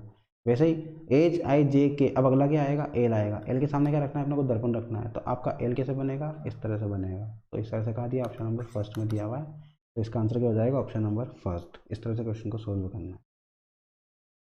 अगला क्वेश्चन दिया हुआ है आपको, नीचे दिए गए क्रम में अगली आकृति कौन सी आएगी आपको बताना है। ठीक है, तो आपको फर्स्ट आकृति दी हुई है, फिर सेकंड दी हुई है, फिर थर्ड दी हुई है, फिर फोर्थ दी हुई है। अब चेक करो यहाँ पे, ये जो आकृति दी हुई है इसका जो मुंह है वो अपना नीचे की साइड आ रहा है। ठीक है, इस लाइन से नीचे की साइड। यहाँ भी चेक करें तो इसका जो मुंह है वो नीचे की साइड जा रहा है, यानी कि ये जो त्रिकोण बन रहा है अपना नीचे की साइड बन रहा है। वैसे यहाँ भी चेक करें तो यहाँ पे भी त्रिकोण कहाँ बन रहा है इस साइड नीचे की साइड बन रहा है, और यहाँ भी चेक करें तो क्या बन रहा है नीचे की साइड बन रहा है, और यहाँ पे चेक करें तो यहाँ पे क्या बन रहा है ऊपर की साइड बन रहा है, यानी कि ये अपना नहीं आएगा। यहाँ भी चेक करें तो क्या बन रहा है ऊपर की साइड, ये भी नहीं आएगा। यहाँ भी क्या बन रहा है ऊपर की साइड, ये भी नहीं आएगा। तो यहाँ क्या बन रहा है नीचे की साइड, तो अपना इसका क्या हो जाएगा ऑप्शन नंबर 4 सही हो जाएगा। ठीक है, तो इस तरह से देखना है आपको, इसका जो मुंह है वो किस साइड जा रहा है, तो नीचे की साइड जाना चाहिए सभी का, चारों का नीचे की साइड जा रहा है, तो इसका जो अगला आकृति रहेगी उसका भी नीचे की साइड ही जाएगा अपना। ठीक है, इसको कभी ऊपर नहीं लेके जाना है अपने को। तो ऊपर आपको 3 में दिया हुआ है, तो 3 ऑप्शन गलत, तो ऑप्शन नंबर 4 इसका सही हो जाएगा। आगे देखो, आगे दिया हुआ है आपको मैथ्स का क्वेश्चन दिया हुआ है। 750 रुपये को ABC में इस प्रकार बांटा गया है कि A अनुपात B बराबर 5:2, B अनुपात C बराबर 7:13 है। तो देखो, A अनुपात B दिया हुआ है 5:2, B अनुपात C दिया हुआ है 7:13, तीनों का एक अनुपात निकालना है। तो A अनुपात B अनुपात C कैसे निकालोगे आप? A अनुपात B 5:2 है, B अनुपात C 7:13 है। दोनों के अनुपात सेम करना है तो क्या करेंगे, इंटू कर देंगे। 5 का इंटू 7 में हो जाएगा, कितना हो जाएगा 35, 2 का इंटू 7 में हो जाएगा 14, और 2 का इंटू 13 में हो जाएगा तो 26। ठीक है, ये अनुपात आ जाएगा A अनुपात B अनुपात C का। आपको कितने रुपये बांटना है, 750 रुपये को बांटना है किसमें, ABC में। ठीक है, तो तीनों को जब बांटेंगे तो तीनों को बराबर 750 रुपये बांटेंगे, और रेशियो आपको ये दिया हुआ है। तो ये रेशियो जो दिया हुआ है इसको अगर जोड़ दे तो अपना 750 रुपये के बराबर आ जाएगा। ठीक है, आपको बांटना कितने, 750 रुपये बांटना है ABC में। और यहाँ किस तरह से बांटा है अपना, यहाँ 35, 14 और 26 के रेशियो में बांटोगे आप। तो तीनों को जोड़ दो, तीनों को जब जोड़ दोगे तो जो ये आएगा ये किसके बराबर आ जाएगा अपना, 750 के बराबर आना चाहिए। ठीक है, तो कितना आ रहा टोटल, 14 और 35 और 26 को जोड़ेंगे तो 5 4 9, 9 और 6 15 के 5 हासिल कितना आ जाएगा, 1 आ जाएगा। 3 और 1 4 और 1 5 और 2 7 के 75 यूनिट की जो वैल्यू आई है वो कितनी आ जाएगी, 750 रुपये। यहाँ से निकाल लो 1 यूनिट की वैल्यू, 750/75। तो यहाँ से 1 यूनिट की वैल्यू आ जाएगी कितनी, 10 रुपये। 1 यूनिट की वैल्यू 10 रुपये आ गई है। क्या निकालना है आपको, एक को कितने रुपये मिले, तो एक को कितने मिल रहे हैं यहाँ पे, 35 मिल रहे हैं। तो 35 यूनिट की वैल्यू निकाल लो। 1 यूनिट की वैल्यू 10 है तो 35 यूनिट की वैल्यू कितनी हो जाएगी, 35 इंटू 10 यानी कि 350 रुपये। तो इसका आंसर हो जाएगा ऑप्शन नंबर 4, 350 रुपये। ठीक है, इस तरह से क्वेश्चन को सोल्व करें। रेशो को इक्वल कर लो, रेशो निकालने के बाद में आप उसको पेमेंट के इक्वल टू रख दो, और आपका ए का निकालना है तो ए का आंसर निकाल दो। ठीक है, आगे बढ़ते हैं। नेक्स्ट क्वेश्चन दिया हुआ है आपको, 60 किलोमीटर प्रति घंटे की चाल से चल रही एक कार को 200 मीटर दूरी तय करने में कितना समय लगेगा। 60 किलोमीटर प्रति घंटा की चाल है उसकी, ठीक है, और दूरी कितने करना है, 200 मीटर तय करना है। तो क्या कर पूछा उसने, टाइम पूछा है। तो समय बराबर क्या होता है, समय बराबर दूरी बटा चाल होता है। दूरी कितनी दी हुई है, 200 मीटर की, और चाल कितनी दी हुई है, 60 किलोमीटर प्रति घंटा। तो देखो, अपन ने मैथ्स में ये वाला टॉपिक कवर किया है, स्पीड, डिस्टेंस और ट्रेन का। वहाँ पे प्लेलिस्ट बनी हुई है, आप देख लेना। वहाँ पे भी आपको ये क्वेश्चन मैंने कराया हुआ है, बिल्कुल अच्छे से समझाया हुआ है। किलोमीटर को मीटर में कैसे कैसे चेंज करना है, किस तरह से इस क्वेश्चन को सोल्व करना है, और क्या अपना स्ट्रेटेजी रहेगी इस क्वेश्चन को सोल्व करने की। ठीक है, यहाँ पे देखो आपको किलोमीटर प्रति घंटा दिया हुआ है, पर यहाँ पे जो दूरी दी हुई है किस में दी हुई है, मीटर में। तो क्या करेंगे, किलोमीटर को मीटर में चेंज करेंगे। तो क्या किससे इंटू करेंगे, 5/18 से गुणा कर देंगे। तो 5 अब यहाँ रह जाएगा, 18 ऊपर चला जाएगा। ठीक है, 5/18 से, बड़ी यूनिट से छोटी यूनिट में आ रहा है अपन। तो करो, 0 से 0 कैंसिल। आपका 6 और 20 जो दिया हुआ है, 6 से 6 कम 6, 6 थी 18, 3 बार कट जाएगा। और 5 से 20 कट जाएगा अपना, 5 चौक 20, 4 दिया कितना हो जाएगा, 12 सेकेंड इसका, 12 सेकेंड इसका आएगा। ठीक है, 12 सेकेंड आएगा इसका आंसर। पर आपको जो आंसर दिया हुआ किस में दिया हुआ, मिनट में दिया हुआ है। ठीक है, आंसर किस में दिया हुआ, मिनट में। तो 12 सेकेंड को क्या करेंगे अपन, मिनट में चेंज करेंगे। ठीक है, 12 सेकेंड को क्या करेंगे, मिनट में चेंज करेंगे। अब आप बताओ, 1 मिनट में कितने सेकेंड होते हैं, 1 मिनट में होते हैं अपने 60 सेकेंड। तो निकालना कितने को है, कितने का सेकंड का है, 12 सेकंड का निकालना है। तो अगर इस 60 सेकंड को 12 बना दे तो अपना आंसर आ जाएगा। 60 में अगर अपन 5 का डिवाइड कर दो तो कितना बन जाएगा, ये 12 सेकंड बन जाएगा। ठीक है, 60 में जब आप 5 का डिवाइड कर दोगे तो कितना बन जाएगा, ये 12 सेकेंड। तो यहाँ पे 5 का डिवाइड किया तो यहाँ भी क्या होगा, 5 का डिवाइड हो जाएगा। तो यहाँ कितना बनेगा अपना, 12 सेकेंड आ जाएगा, और यहाँ कितना आ जाएगा अपना, 1/5 मिनट आ जाएगा। तो इसका आंसर क्या रहेगा, 1/5 मिनट, ऑप्शन नंबर 2। इस तरह से करेंगे इसको। 60 सेकंड को अपने को 12 बनाना है तो 5 का डिवाइड कर दिया, 5 का डिवाइड इधर किया है तो 5 का डिवाइड इधर भी हो जाएगा, 1/5 मिनट। इस क्वेश्चन का क्या हो जाएगा, आंसर हो जाएगा। आगे बढ़ते हैं। आगे आपको दिया हुआ है, 5 से विभाज्य होने वाली 3 अंकों की संख्याएं कितनी है, ये आपसे पूछा है। ठीक है, तो 5 से विभाज्य होने वाली 3 अंकों की संख्याएं निकालना है आपको। तो 3 अंकों की संख्या क्या होती है, 3 अंकों की संख्या 100 से स्टार्ट होती है और कहाँ तक जाती है, 999 तक जाती है। 3 अंकों की संख्या जो होती है वो 100 से स्टार्ट होती है और कहाँ तक जाती है, 999 की 999 तक जाती है। तो हम क्या करेंगे, 5 से विभाज्य होने वाली संख्या निकालना है 3 अंकों की। तो 3 अंकों की संख्या आपकी 100 से 999 तक है। तो हम कैसे निकालेंगे, सबसे पहले 999 को डिवाइड करेंगे 5 से। तो 5 से जब डिवाइड करोगे तो आपको टोटल मिल जाएगा कि 5 से विभाजित होने वाली संख्या कितनी है, 999 तक की। ठीक है, तो आप जब इसको डिवाइड करोगे तो 5 एकम 5, कितना बचेगा 4, 49 हो जाएगा, 5 नम 45, फिर कितना बचेगा 4, 49 हो जाएगा, 5 नम 45। यानी कि 199 संख्या ऐसी है जो आपकी 1 से लेके 999 तक की संख्या में 5 से विभाजित होने वाली संख्याएं है। अब यहाँ पे आपका 1 से स्टार्ट हो गया, 1 से 999 तक वाली संख्या मिल गई आपको, ठीक है। पर आपको यहाँ पे जो मिला है वो आपका 1 से लेकर 99 तक की संख्या भी इसमें आ गई है, 1 से लेकर 99 तक की संख्या भी आ गई है, क्योंकि आपने क्या लिखा है, 999 से 5 से 999 को 5 से डिवाइड किया है। तो जो 199 मिला है आपको, ये 199 संख्याएं जो है ये 5 से विभाजित होगी, पर इसके अंदर आपके 2 अंक वाली संख्याएं भी तो आ गई है। आपको किसकी पूछा है, 3 अंकों की संख्या पूछा है, और यहाँ पे 2 अंक वाली संख्याएं भी आ गई है। तो आप 1 से लेकर 99 तक का फिर से निकाल लो, 99 को फिर से 5 से डिवाइड कर दो, तो आपका 1 से लेकर 99 तक की संख्या है जितनी 5 से डिवाइड होती है वो आ जाएगी। तो 99 से इसको 5 को डिवाइड करेंगे तो 5, 5 एकम 5, कितना बचेगा 4, यानी कि 49, तो 5 नम 45, ठीक है। तो 19 संख्याएं ऐसी मिली जो 2 अंकों की संख्या है और 5 से डिवाइड हो रही है, ठीक है। और 3 अंकों की संख्या टोटल कितनी मिली, 1 से लेकर 999 तक की 199 मिली है, और आपका 1 से लेकर 99 तक की कितनी मिली है, 19 मिली है। इन दोनों को जब घटा दोगे तो आपका यहाँ पे बचेगा 100 से लेकर 999 तक की संख्या। यहाँ कितना आ जाएगा अपना, 9 में से 9 गया 0, 19 में से गया तो 18, यानी कि 180 संख्याएँ ऐसी है जो आपकी 5 से विभाजित होती है 3 अंकों की संख्या, ठीक है। तो इस तरह से क्वेश्चन को सोल्व करेंगे, बिल्कुल सिंपल क्वेश्चन था। हम क्या करेंगे, 999 को डिवाइड करेंगे 5 से, आपका 199 आएगा, और ये जो 199 आया है आपका, ये 1 से लेकर 999 तक की संख्याएँ है 3 अंकों की, उनसे डिवाइड होने वाली संख्या निकल गई, कितनी निकली 199, ठीक। अब आपको यहाँ देखो, यहाँ 1 से लेकर स्टार्ट किया अपन ने, तो इसमें 2 अंकों की भी संख्या आ चुकी है और 1 अंक वाली भी आ चुकी है, ठीक। तो इसमें जो 2 अंक वाली संख्या है इनको हटाना पड़ेगा। तो 1 से लेकर 99 तक की संख्या कितनी होती है, 2 अंकों की संख्या होती है, तो इनको हटा दो। तो 99 को 5 से डिवाइड करो, कितना आ जाएगा अपना 19, यानी कि 19 संख्या ऐसी है 1 से लेकर 99 तक के बीच में जो आपके 5 से डिवाइड होती है। तो हम 199 से 19 को हटा देंगे तो कितना आ जाएगा अपना, 3 अंक वाली संख्या बचेगी, यानी कि 100 से लेकर 999 तक की बचेगी, यानी कि 180। इस क्वेश्चन का क्या हो जाएगा, आंसर हो जाएगा ऑप्शन नंबर 2। आगे बढ़ते हैं, अगला क्वेश्चन दिया क्वेश्चन नंबर 7।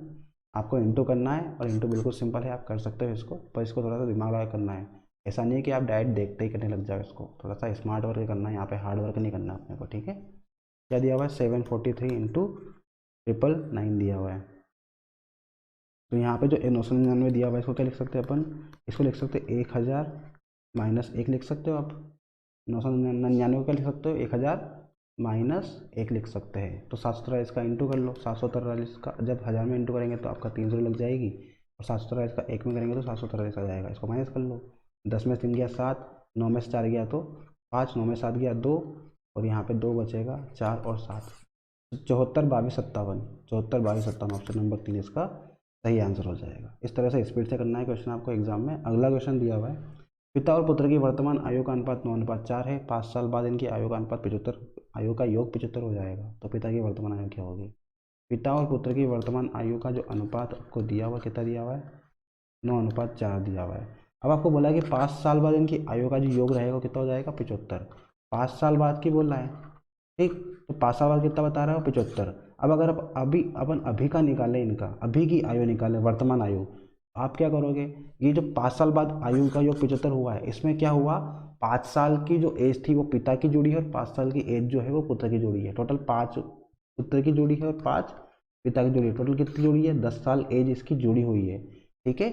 अब से 5 साल बाद की बात कर रहा है, तो पिता की आयु में भी 5 जुड़ा है और पुत्र की आयु में 5 जुड़ा है, और वो दोनों आयु में 5 जुड़ने के बाद में उन दोनों की आयु जब अपन ने जोड़ी तो कितना मिला, 75 मिला, आपको 75 मिला। पर जब अपन को वापस पीछे आना है, यानी कि वापस वर्तमान आयु चाहिए, अभी की वर्तमान आयु चाहिए, तो क्या करोगे, 5 साल पुत्र की आयु में से कम करोगे, 5 साल पिता की आयु में से कम करोगे, तो टोटल कितना कम हो रहा है अपना, ओवरऑल 10 कम होगा। यानी कि अगर 75 में से 10 को माइनस कर दो आप, तो जो 65 आएगा, ये क्या आएगी, इन दोनों की वर्तमान आयु का योग आएगा, ठीक है। इन दोनों की वर्तमान आयु का योग आपको मिल जाएगा, ठीक। तो 75 में से 10 माइनस करेंगे तो कितना आ जाएगा, 65, जो कि क्या है, इनकी वर्तमान आयु का योग है, ठीक है। पिता पुत्र की वर्तमान आयु का योग कितना दिया हुआ, 65 दिया हुआ है, और यहाँ रेशो में कितना दिया हुआ, 9:4। दोनों को जोड़ दो, रेशो को 9 और 4 कितना हो जाएगा, 13 यूनिट। 13 यूनिट की वैल्यू कितनी आई अपने अकॉर्डिंग, 65 आई है। तो 1 यूनिट की वैल्यू निकाल लो यहाँ से, 65 बटा 13 कितनी आ जाएगी, 5 साल आ जाएगी। ठीक, अब आपको निकालना किसकी है, निकालना है पिता की वर्तमान आय। तो पिता की वर्तमान आय कितनी मानी थी, 9 यूनिट थी, तो 9 यूनिट की वैल्यू निकाल लो। तो 1 यूनिट की वैल्यू अगर 5 है तो 9 यूनिट की वैल्यू 9 पंजे 45 साल आ जाएगी। तो इसका आंसर हो जाएगा 45 वर्ष, यानी कि 45 साल। ऑप्शन नंबर ए इस क्वेश्चन का क्या हो जाएगा, सही आंसर हो जाएगा। तो इस क्वेश्चन को सोल्व करना है। आगे देखो, आगे दिया हुआ है कितने रुपए का 20% 400 रुपये के बराबर होगा। तो मान लेंगे कि 100 रुपये का 20% क्या होगा, 400 के बराबर होगा। तो x की वैल्यू निकाल लो 400, और ये 20% उधर चला जाएगा। तो प्रतिशत जब हटाओगे तो क्या हो जाएगा, N2 में 100 लग जाएगा अपना। 20 से कट करेंगे तो 5 आएगा, 5 का इंटू 400 में कर दो, कितना आ जाएगा, 2000 आ जाएगा अपना। यानी x की वैल्यू कितनी आ जाएगी, 2000। ऑप्शन नंबर बी इसका सही हो जाएगा। अगला देखो, अगला दिया हुआ है 12 आदमी द्वारा किसी कार्य को 9 दिनों में पूरा कर दिया जाता है। 6 दिन काम करने के बाद में उनके 6 आदमी और जुड़ जाते हैं, तो काम पूरा करने में कितने दिन लगेंगे। अब देखो 12 आदमी किसी काम को कितने दिन में कर रहे हैं, 9 दिन में काम पूरा खत्म कर दे, तो कितना टोटल काम हो गया, 72 काम हो गया टोटल। यदि 12 आदमी 9 दिन में पूरा काम खत्म कर सकते हैं तो टोटल कितना काम हो गया, 12 9 72, 72 काम हो गया उसका। टोटल वर्क कितना हो गया, 72 हो गया। ठीक, अब उसने क्या किया, ये 6 दिन तो काम किया ना 12 लोगों ने, 12 लोगों ने कितने दिन काम किया, 6 दिन काम किया। सॉरी 12 इंटू 9 करेंगे तो आपका 108 आएगा। ठीक है, तो जो टोटल वर्क रहेगा वो कितना आ जाएगा, टोटल वर्क अपना 108 मिलेगा आपको। ठीक है, टोटल वर्क कितना मिलेगा आपको, 108 मिलेगा। टोटल वर्क 108 आएगा। अब 12 व्यक्तियों ने 6 दिन तक काम किया, उसके बाद क्या हुआ, 12 व्यक्ति तो थे अपने, उसके बाद 6 आदमी और जोड़ गए उसके उनके साथ में। तो अब कितने हो गए, 12 और 6 18। तो ये 18 व्यक्ति और जुड़ जाते तो काम पूरा होने में कितने दिन लगेंगे, ये आपसे पूछा है। तो आप बताओ, 12 व्यक्तियों ने 6 दिन तक काम किया तो कितना काम कर लेंगे वो, 72। ठीक है, कितना काम कर लेंगे, 72 काम। तो ये 12 व्यक्ति 6 दिनों में कर लेंगे। अब व्यक्ति कितने हो गए, व्यक्ति अब 18 हो चुके हैं, और टोटल वर्क कितना था अपना, 108। इस 108 में से 72 काम तो अपना कंप्लीट हो चुका है। अब बचेगा कितना, 108 में से 72 जब गया, 108 में से 72 को माइनस कर दो तो कितना बचेगा आपका, 8 में से 2 गया 6, 10 में से 7 गया तो 3, 36 काम और बचेगा अभी। ठीक है, 36 काम और बचा है। तो ये 36 काम कौन करेगा, वो जो 18 व्यक्ति हो गए वो करेंगे, यानी कि 2 दिन में काम कंप्लीट कर देंगे वो। तो बाकी बचा हुआ काम जो रहेगा वो आपका कितने दिन में कंप्लीट हो जाएगा, 2 दिन में। ऑप्शन नंबर 2 इसका सही हो जाएगा। क्या था क्वेश्चन, 12 व्यक्ति किसी काम को 9 दिन में पूरा कर सकते हैं, तो 12 इंटू 9 कितना हो जाएगा, 108, यानी कि टोटल जो वर्क रहेगा वो कितना आ जाएगा, 108 रहेगा। अब काम तो स्टार्ट किया हमने, पर 6 दिन तक काम किया। कितने लोगों ने, 12 लोगों ने 6 दिन तक काम किया। तो कितना काम कर दिया, 12 6 72 काम कर दिया। अब बचा कितना काम, 108 में से 72 को माइनस कर दो, कितना बचा, 36। अब क्या बोला कि 6 दिन के बाद क्या हुआ, 6 आदमी और आ गए, यानी कि पहले 12 आदमी तो थे ही सही, उसमें 6 आदमी और जुड़ गए, तो कितना हुआ टोटल आदमी, 18 हो गए। और काम कितना बचा है, 72 काम तो कंप्लीट हो चुका है, कितना बचा काम, 36 और बचा है। तो 36 काम को 18 व्यक्ति कितने दिन में कर देंगे, 2 दिन में पूरा कंप्लीट कर देंगे। तो अपना ऑप्शन नंबर 2 इसका के सही आंसर हो जाएगा। अगला दिया हुआ है, यदि कुछ रुपयों को ए बी सी में 5:7:6 के अनुपात में बांटा जाता है, यदि बी को सी से 4500 रुपये अधिक प्राप्त होते हैं तो सी को कितने रुपये मिलेंगे। ए बी सी बिल्कुल सिंपल क्वेश्चन है। ए बी सी का अनुपात आपको दिया हुआ है, कितना दिया हुआ है, 5:7:6 दिया हुआ है। बोला गया है कि बी को सी से 4500 रुपये अधिक मिलते हैं। पर यहाँ देखो, यहाँ कितने मिल रहा है अपना, बी को मिल रहा है 7 यूनिट और सी को मिल रहा है 6 यूनिट। कितना यूनिट अधिक मिल रहा है यहाँ पे, 1 यूनिट ज़्यादा मिल रहा है बी को। पर यहाँ क्वेश्चन के अकॉर्डिंग कितना मिल रहा है, बी को सी से कितना मिल रहा है, 4500 रुपये अधिक मिल रहा है। तो 1 यूनिट की वैल्यू कितनी दी हुई है आपको, 4500 रुपये दी हुई है। तो आपसे पूछा है कि सी को कितने रुपये प्राप्त होंगे, तो सी को कितने प्राप्त हो रहे हैं, वो 6 यूनिट मिल रहे हैं। तो 6 यूनिट की वैल्यू निकाल लो।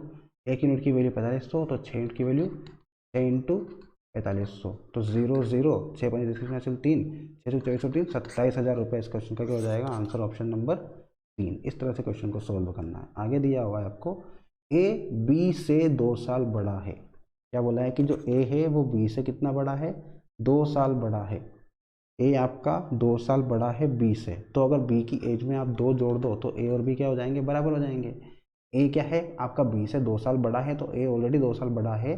तो अगर आप बी की एज में 2 जोड़ देंगे तो आपका ए और बी क्या हो जाएंगे, बराबर हो जाएंगे। ठीक है, अब आगे बोला जो कि सी की आयु का दोगुना है। अब किसकी बात की, जो कि मतलब क्या हुआ, ये जो कि जो हुआ ये आपका सेकंड पर्सन के लिए आता है, यानी कि बी के लिए दिया हुआ है आपको। ठीक है, ए बी से 2 साल बड़ा है जो कि सी की आयु का दोगुना, जो कि का मतलब हो जाएगा बी यानी कि सेकंड पर्सन, तो बी जो है वो सी की आयु का दोगुना है। बी जो है वो सी की आयु का 2 गुना है, सी की आयु का 2 गुना है बी। ठीक है, सी की जो आयु है उसका 2 गुना दिया हुआ है आपको बी को। ठीक है, सी की आयु का 2 गुना है आपका बी, सी की आयु का दुगना है आपका बी, तो बी ऑलरेडी आपका 2 गुना है। तो अगर आप सी को 2 गुना कर दो, हम क्या करेंगे, अगर सी को 2 गुना कर देंगे तो आपका बी और सी क्या हो जाएंगे, बराबर हो जाएंगे। आपको बोला गया है क्वेश्चन में कि जो बी है वो सी की आयु का 2 गुना है, तो सी की आयु को अगर आप 2 गुना कर दोगे तो बी और सी दोनों क्या हो जाएंगे, बराबर। क्यों, क्योंकि बी तो ऑलरेडी आपका 2 गुना है सी से, तो सी की वैल्यू में अगर 2 का गुणा कर देंगे तो आपका बी और सी बराबर हो जाएंगे। अब आपसे पूछा है कि ए बी सी की तीनों की जो कुल आयु है वो 27 वर्ष है, तो ए की कुल आयु कितनी होगी आपसे पूछा गया है। ठीक है, तो यहाँ पे तीनों की कुल आयु कितनी दी हुई है, 27 वर्ष दी हुई, तो ए बी और सी की आयु कितनी दी हुई है, 27 आपको दी हुई है क्वेश्चन में। तो यहाँ पे आपको ए बी सी की वैल्यू रख के आपको आंसर बताना है, किसका बताना है, ए की आयु बताना है। ठीक है, तो यहाँ पे देखो दोनों में क्या चीज़ कॉमन आ रही है, बी कॉमन आ रहा है, तो हम क्या करेंगे, यहाँ से ए की वैल्यू निकालेंगे बी की फॉर्म में, तो यहाँ पे तो निकाली हुई है, ए की जगह क्या रख देंगे, b+2 रख देंगे, बी की जगह बी दिया हुआ है, सी की जगह क्या रखेंगे, सी की जगह रखेंगे अपन। यहाँ से आप निकालोगे तो b/2 किसकी आ जाएगी, b/2 जो वैल्यू रहेगी वो किसकी आ जाएगी, सी की आ जाएगी, क्योंकि सी की जगह क्या रखोगे आप, b/2 रखेंगे, बराबर कितना आएगा आपका 27। अब जो 2 दिया हुआ है डिवाइड में, इसका पहले आप करो बी और बी को प्लस कर लो, तो ये आपका 2b + b/2 हो जाएगा, और ये जो 2 दिया हुआ है आपका ये वाला 2, ये 2 जो है आपका उधर भेज देंगे अपन, 27 - 2 हो जाएगा। ठीक है, अब यहाँ पे इसको एलसीएम ले लेंगे तो 1 आ जाएगा, यहाँ पे आपका डिवाइड में 2 आ जाएगा एलसीएम, और यहाँ पे 2 दूने 4b + b हो जाएगा, ये बराबर कितना हो जाएगा, 25 हो जाएगा। अब 4 और 1 b कितना हो जाएगा, 5b/2 बराबर 25। यहाँ से आप b की वैल्यू निकालोगे तो 5/2 उधर जाएगा तो 2/5 बन जाएगा ये। ठीक है, तो यहाँ से कट करेंगे 5 × 25, 5 दूने 10, यानी कि बी की वैल्यू कितनी आ जाएगी, बी की वैल्यू आ जाएगी आपकी 10। इस क्वेश्चन का आंसर ऑप्शन नंबर 2 कितना आएगा, 10 आ जाएगा। ठीक है, तो इस तरह से क्वेश्चन को सोल्व करना है, एक बार फिर समझ लेना, क्वेश्चन को आ जाएगा, ज़्यादा टफ नहीं है। 10 इस क्वेश्चन का क्या हो जाएगा, आंसर हो जाएगा। आगे दिया हुआ है कि ए और बी द्वारा एक काम को 30 दिनों में पूरा कर सकते हैं। 20 दिन काम करने के बाद बी काम छोड़ देता है, शेष काम ए के द्वारा अकेले पूरा करने पर 20 दिन का अतिरिक्त समय लग जाता है, तो बी अकेला काम को कितने दिनों में पूरा करेगा। ठीक है, ये आपको क्वेश्चन दिया हुआ है। बोला गया है कि ए और बी किसी काम को एक साथ, किसी काम को 30 दिनों में पूरा कर लेते हैं, यानी कि ए और बी मिलकर अगर काम करें तो किसी काम को कितने दिन में निपटा देंगे, 30 दिन में निपटा देंगे। ठीक है, अब क्या हुआ कि 20 दिन काम करने के बाद में बी ने काम छोड़ दिया, यानी कि 20 दिन ए और बी दोनों ने मिलकर साथ में काम किया, ए और बी दोनों ने मिलकर कितने दिन काम किया, 20 दिन तक काम किया। ठीक है, तो ए और बी में क्या करेंगे, 20 का गुणा कर देंगे, दोनों ने मिलकर काम कितना काम किया है, 20 दिन काम किया है। फिर क्या किया कि शेष काम को ए के द्वारा 20 दिनों में निपटाया गया, यानी कि बाकी जो बचा काम है वो किसके द्वारा निपटाया गया है, ए के द्वारा। तो बाकी बचा काम जो है वो ए के द्वारा कितने दिनों में निपटाया गया, 20 दिनों में निपटाया गया।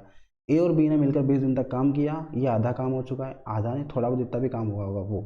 इसके साथ में जो बाकी बचा काम है वो ए ने कितने दिन निपटाया, अतिरिक्त 20 दिन में निपटाया है। ठीक है, और टोटल वर्क जो था वो ए और बी मिलकर कितने दिन में कर रहे थे, 30 दिन में कर रहे थे। ठीक है, तो ए और बी के 30 दिन का वर्क बराबर किसके हो जाएगा, ए और बी के 20 दिन के वर्क के प्लस ए के 20 दिन के वर्क के, इसके बराबर हो जाएगा। ठीक है, अब देखो क्या करेंगे, ये आपका ए और बी के 20 दिन का वर्क दिया हुआ है, यहाँ पे ए और बी के 30 दिन का वर्क दिया हुआ है, तो ए और बी का जो 20 दिन का काम है इसको उधर भेज देंगे, तो क्या आ जाएगा, यहाँ पे तो बचेगा ए का 20 दिन का काम, और यहाँ बचेगा ए + बी का 30 दिन का काम, और ये प्लस की वैल्यू थी, इधर जाके क्या हो जाएगी, माइनस की वैल्यू, तो ए + बी के 20 दिन का काम हो जाएगा, यानी कि ए + बी का इंटू 20 जो था ये आपका उधर भेज जाएगा, माइनस का हो जाएगा। ठीक है, अब ए + बी के 30 दिन का काम, इसमें से माइनस करना है ए + बी के 20 दिन का काम, तो क्या करेंगे, ए + बी आपका बाहर कॉमन आ जाएगा आपका, यहाँ बचेगा 30 - 20, और ये बचेगा ए का 20 दिन का काम, तो ए का 20 दिन का काम बराबर ए + बी का क्या बचेगा, 20 में 10 गया तो 10 दिन का काम बच जाएगा। ठीक है, तो यहाँ से आप क्या निकालोगे, A/A + b, तो ए तो आपको यहाँ पे दिया हुआ है, और ये a + b इधर लेके आ जाएंगे तो आपका डिवाइड में a + b आ जाएगा, बराबर ये जो आपका 10 दिया हुआ है ऊपर दिया हुआ है, और जो 20 दिया हुआ है, ये 20 को उधर लेके जाएंगे तो क्या हो जाएगा, डिवाइड में 20 हो जाएगा, जब 0 से 0 कट जाएगा तो क्या बचेगा, 1/2 बचेगा, यानी कि ए की एफिशिएंसी कितनी आएगी अपने, 1 आएगी, और a + b की कितनी आएगी, 2, यानी कि ए की एफिशिएंसी कितनी रहेगी, ए की क्षमता 1 रहेगी, और a + b की कितनी रहेगी, 2 रहेगी। तो ए की एफिशिएंसी 1 जब इसमें पुट करोगे तो आपको यहाँ से क्या मिलेगा, बी की इफिशियंसी भी 1 मिलेगी। बी ए की वैल्यू 1 पुट करेंगे तो क्या मिल जाएगा, बी की वैल्यू भी 1 मिल जाएगी। तो ए की क्षमता भी 1 है और बी की क्षमता भी 1 है, यानी कि दोनों आपका बराबर काम कर रहे हैं। तो आपसे बोला है कि बी अकेला उस काम को कितने दिन में पूरा करेगा। तो देखो यहाँ पे ये क्या है आपका, ए और बी अगर पूरा काम 30 दिन में कंप्लीट कर लेते तो ये क्या है अपना, ये टोटल वर्क है अपना। ठीक है, ये क्या है, टोटल वर्क है। टोटल वर्क क्या है अपना, ए और बी के द्वारा 30 दिन में काम को पूरा करना, ये टोटल वर्क है। तो यहाँ पे ए और बी की वैल्यू रख दो। ए और बी कितना है, 1 + 1 × 30, तो कितना हो जाएगा, 2 × 30 यानी कि 60 हो जाएगा। ये 60 क्या निकला अपना, ये 60 निकला है टोटल वर्क निकला है। ठीक है, अब आपसे पूछा है क्वेश्चन में कि बी अकेला उस काम को कितने दिन में पूरा कर लेगा। तो टोटल वर्क अपॉन बी का जो एक दिन का काम है उसको रख देंगे तो अपना आंसर आ जाएगा। टोटल वर्क कितना दिया हुआ है, 60 दिया हुआ है, और बी कितना काम कर रहा है एक दिन में, एक दिन में एक काम कर रहा है। ठीक है, तो इसका जो आंसर रहेगा वो कितना हो जाएगा, 60 दिन लगेंगे बी को। ठीक है, इस तरह से करेंगे क्वेश्चन को। ठीक है, टोटल वर्क अपना कितना आ जाएगा, 60 आ जाएगा। अब टोटल वर्क 60 आ चुका है और आपसे पूछा है कि बी अकेला उस काम को कितने दिन में करेगा। तो टोटल वर्क अपॉन बी की एफिशिएंसी आ जाएगी। टोटल वर्क यानी कि कुल कार्य अपॉन बी के द्वारा किया गया कार्य, बी जो करता है एक दिन में काम वो आ जाएगा, यानी कि बी कितना काम करता है, एक काम करता है एक दिन में। तो 60/1 यानी कि 60 दिन लगेंगे उसको पूरा काम को खत्म करने में। कि ऑप्शन नंबर ए इस क्वेश्चन में क्या हो जाएगा, सही आंसर हो जाएगा। आगे बढ़ते हैं, नेक्स्ट क्वेश्चन दिया हुआ है आपको। एक व्यापारी 4800 रुपये के अंकित मूल्य की वॉशिंग मशीन को 15% और 5% की क्रमिक छूट पर खरीदता है। यदि वह 124 रुपये इसके परिवहन पर खर्च करता है और इसे 13% के लाभ पर बेचता है तो वॉशिंग मशीन का विक्रय मूल्य क्या होगा, ये आपसे पूछा गया है। देखो इसमें आपको दिया हुआ 15% और 5% की क्रमिक छूट दी हुई है। तो इसका मतलब क्या हुआ, 15% जो होता है इसका मतलब क्या होता है अपना 3/20 होता है। 5% क्या होता है अपना 1/20। तो देखो किसी वस्तु का अंकित मूल्य अगर 20 था, उस पर 3 की छूट मिल जाएगी तो कितना हो जाएगी, वो 17 हो जाएगी। ठीक है, कोई वस्तु 20 रुपये की थी, उस पर 3 रुपये की छूट मिल गई तो कितने की हो जाएगी, वो 17 की हो जाएगी। ये 15% का मतलब हो गया।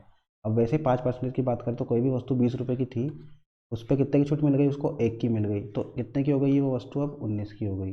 यानी कि पहले 20 की वस्तु पे आपको 15% छूट मिली तो 17 रुपये की मिल जाएगी वो, और फिर 20 रुपये की वस्तु पे आपको 5% की छूट मिली तो 19 रुपये की हो जाएगी।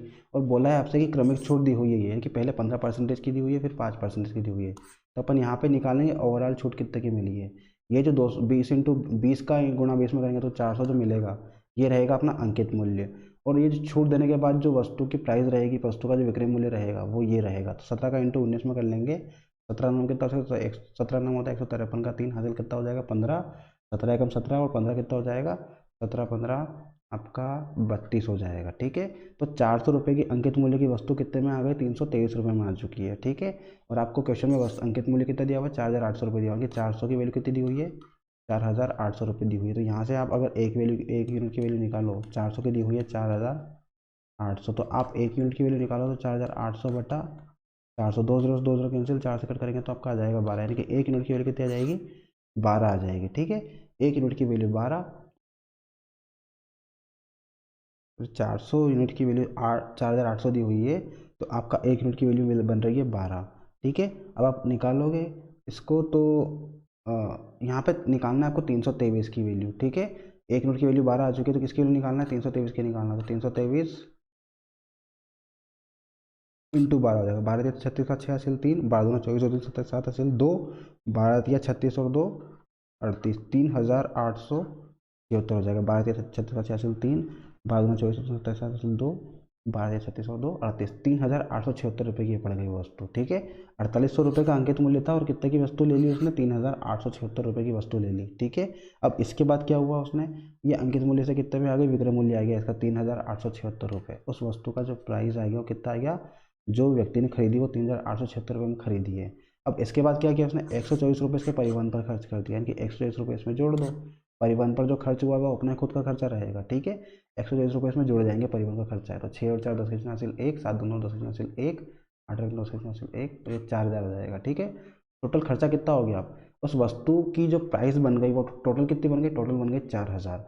यानी कि 4800 रुपये के अंकित मूल्य की वस्तु थी, उसको उसने 3876 रुपये में खरीदा और 124 रुपये उसने परिवहन का भाड़ा दे दिया, परिवहन का खर्चा दे दिया, तो वो भी आपका इस वस्तु के मूल्य में ही जुड़ जाएगा। यानी कि टोटल वस्तु जो पड़ी वो कितने की पड़ गई आपकी, 4000 रुपये की वो पड़ गई है।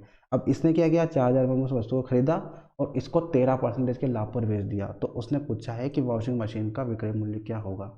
तो ये जो 4,000 रुपये दिया हुआ है, ये किसकी वैल्यू दी हुई है आपको? 100% की वैल्यू दी हुई है, ठीक है, 100% की वैल्यू दी हुई है। इस 100% की वैल्यू पे उसने क्या किया, इस वस्तु को 13% के लाभ पर बेच दिया, ठीक है 13% के लाभ पर बेच दिया। तो 100 की वैल्यू 4,000 रुपये दी हुई है, तो आपको 13% लाभ कमाना है, यानी कि 13% एक्स्ट्रा रहेगा। तो 100 में 13 जोड़ेगा तो कितना हो जाएगा? 113% की वैल्यू आपको निकालना है, ठीक है। 100% की वैल्यू आपको दी हुई है 4,000, तो 113% की वैल्यू निकालना है, तो 4,000 बटा 100 इंटू 113 हो जाएगा। 100 डिवाइड में जाएगा और 113 का इंटू हो जाएगा। 2 0 से 2 0 कैंसिल, 13 का इसमें इंटू कर लो, 13 4 एकम 4, 13 चौक 52 और 0 का 0, 4,520 रुपये इस क्वेश्चन का क्या हो जाएगा? आंसर ऑप्शन नंबर 2 इसका सही रहेगा, ठीक है। बिल्कुल सिंपल क्वेश्चन है और ये तरीका सबसे बेस्ट है इसको करने का। बाकी और कोई तरीका अप्लाई करोगे तो आपका टाइम वेस्ट हो जाएगा और आपका क्वेश्चन गलत होने के चांस ज़्यादा होते हैं। बाकी सबसे बेस्ट तरीका रहेगा ये वाला, रेशियो की फॉर्म में इस क्वेश्चन को सॉल्व करेंगे अपन, ठीक है। तो इस तरह से आप इस क्वेश्चन को अप्लाई करना, और समझ में नहीं आया तो एक बार फिर से ये वीडियो रिपीट कर लेना, आपको क्वेश्चन समझ में आ जाएगा। बिल्कुल सिंपल तरीके से समझाया मैंने, ठीक। नेक्स्ट क्वेश्चन दिया हुआ है आपको, स्थिर जल में नाव की चाल 10 किलोमीटर प्रति घंटा है और धारा की चाल 5 किलोमीटर प्रति घंटा है। धारा की दिशा में 5 किलोमीटर की दूरी तय करने के लिए नाव को कितने मिनट लगेंगे, ये आपसे पूछा गया है, ठीक है। क्या बोला है कि बोट की जो चाल दी हुई है, नाव की चाल कितनी दी हुई है? 10 किलोमीटर प्रति घंटा दी हुई है, और धारा की चाल दी हुई है, स्ट्रीम की चाल कितनी दी हुई है?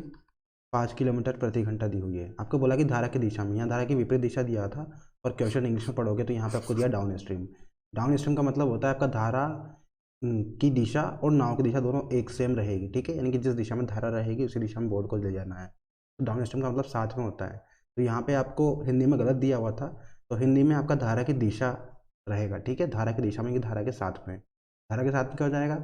ये जो बोट की स्ट्रीम है, नाव की स्पीड और धारा की जो स्पीड है, दोनों क्या हो जाएगी? जुड़ जाएगी। तो b + a हो जाएगा कि 10 + 5 कितना हो जाएगा?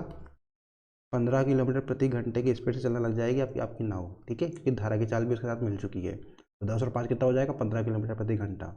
आगे बोला कि धारा की दिशा में 5 किलोमीटर की दूरी तय करने के लिए नाव को कितना टाइम लगेगा।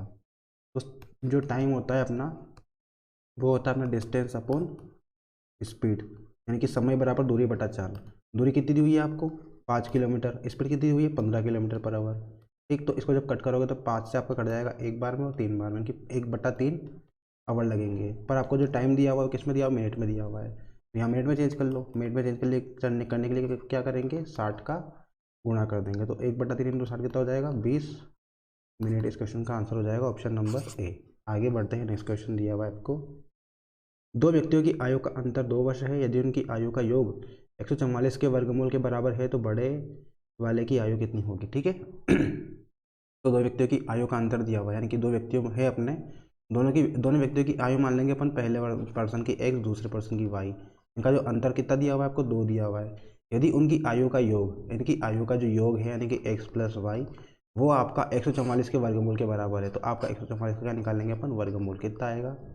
±12 आएगा, पर अपन प्लस को लेंगे यहाँ पे, ठीक है, तो प्लस का 12 आ जाएगा। तो आपको x - y बराबर 2 दिया हुआ है, x + y बराबर 12 दिया हुआ है।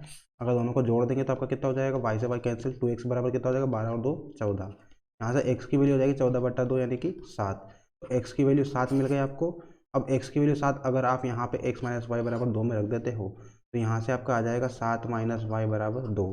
यहाँ से आपका 7 - 2 बराबर कितना हो जाएगा? y। तो y की वैल्यू कितनी हो जाएगी? यहाँ से 5 हो जाएगी। तो x की वैल्यू 7, y की वैल्यू 5। बड़ा कौन है अपना? x बड़ा है, क्योंकि 7 साल का हो गया वो, ठीक है, 7 साल का हो गया, तो x की वैल्यू बड़ी हो जाएगी, यानी कि आपका आंसर हो जाएगा ऑप्शन नंबर 3, ठीक है। आगे बढ़ते हैं, नेक्स्ट क्वेश्चन दिया हुआ है आपको, a की आयु उसके पुत्र की आयु की 6 गुनी है। जो a की आयु है वो उसके पुत्र की आयु कितनी गुनी है? 6 गुनी। तो मान लेंगे कि जो पुत्र है उसकी आयु x है, तो a की आयु कितनी हो जाएगी? 6 गुनी, यानी कि 6x हो जाएगी। अब आगे बोला गया है कि a के पिता की आयु उससे 40 वर्ष अधिक है। अब a के पिता की बात की गई है। a के जो पिता है उनकी जो आयु है वो उनकी आयु a की आयु से कितनी ज़्यादा है? 40 वर्ष ज़्यादा है, तो 40 जुड़ जाएगा इसमें, ठीक है। अब उन सबकी जो कुल आयु है उनका योग कितना दिया हुआ है आपको? 118 दिया हुआ है, तो तीनों को जोड़ दो, इसका कितना योग आएगा? टोटल 118 आएगा। तो आपको पूछा है कि a की आयु कितनी रहेगी, ठीक है। तो जोड़ देंगे तो कितना हो जाएगा? 6x और 6x 12x और x 13x बराबर कितना हो जाएगा? 118। और जो 40 था ये प्लस का है, इधर जाके क्या हो जाएगा? माइनस का। 118 में से 40 गया तो कितना बचेगा अपना? ये बचेगा 78। यहाँ से आप x की वैल्यू निकालोगे तो 78 / 13। 13 की टेबल में आपका 6 बार में आ जाएगा, 13×6 = 78। तो एक्स की वैल्यू 6 मिल गई। अब एक्स की वैल्यू 6 आ गई, आपसे पूछा किसकी है, ए की वैल्यू, और ए की वैल्यू क्या मानी थी अपन ने, 6x माना था। तो 6 इंटू 6 हो जाएगा, यानी कि 36 आंसर आ जाएगा इस क्वेश्चन का, ऑप्शन नंबर बी। यानी कि जो ए की आयु है वो कितनी आ जाएगी, 36 वर्ष। आगे देखो, आगे दिया हुआ है आपको 50 विद्यार्थियों के प्राप्तांकों का औसत 75 है। यदि एक विद्यार्थी द्वारा 86 अंकों को 36 लिख दिया जाता है तो अंकों का सही औसत क्या है। 50 विद्यार्थियों का जो औसत दिया हुआ कितना दिया हुआ है आपको, 75 दिया हुआ है। तो टोटल कितना नंबर आ जाएगा, 50 इंटू 75 करके टोटल जो नंबर है वो आ जाएंगे। पर क्या हुआ, एक विद्यार्थी ने उसके द्वारा प्राप्त अंक कितने थे, 86, पर उसने कितने लिख दिया, 36 लिख दिए, गलत कर दिया उसने। यानी कि 86 लिखने की जगह क्या लिख दिया उसने, 36 लिख दिया। तो उसने नुकसान कर दिया। यानी कि एक तरह से देखा जाए तो आपका जो टोटल नंबर थे उसमें 36 नंबर उसने लिए हैं 86 नंबर की जगह। तो कितने नंबर कम लिए उसने, 50 नंबर कम लिए हैं उसने। और टोटल व्यक्ति कितने थे, टोटल विद्यार्थी 50 थे। तो 50 विद्यार्थियों में 50 जो नंबर रहेंगे वो बढ़ जाएंगे। तो कितना कितना नंबर आएगा, हर एक विद्यार्थियों को 1 नंबर आएगा। यानी कि जो औसत रहेगा वो 1 बढ़ जाएगा अपना। जो औसत था पुराना 75, इससे कितना हो जाएगा, 1 बढ़ जाएगा। यानी कितना हो जाएगा, औसत नया वाला 76 हो जाएगा। तो ऑप्शन नंबर 2 इसका सही हो जाएगा। ऐसे आप निकाल सकते हो, या फिर आप चाहो तो 75 का इंटू 50 का इंटू 75 में करो, जो भी आंसर आएगा उसमें आप 50 जोड़ दो और फिर 50 से डिवाइड कर दो, ये आप कर सकते हो। ठीक है, आप 50 का इंटू करेंगे तो कितना आ जाएगा, 50 का 75 में करेंगे तो 50 25 का 5 हासिल 2 5 तो 35 और 2 37।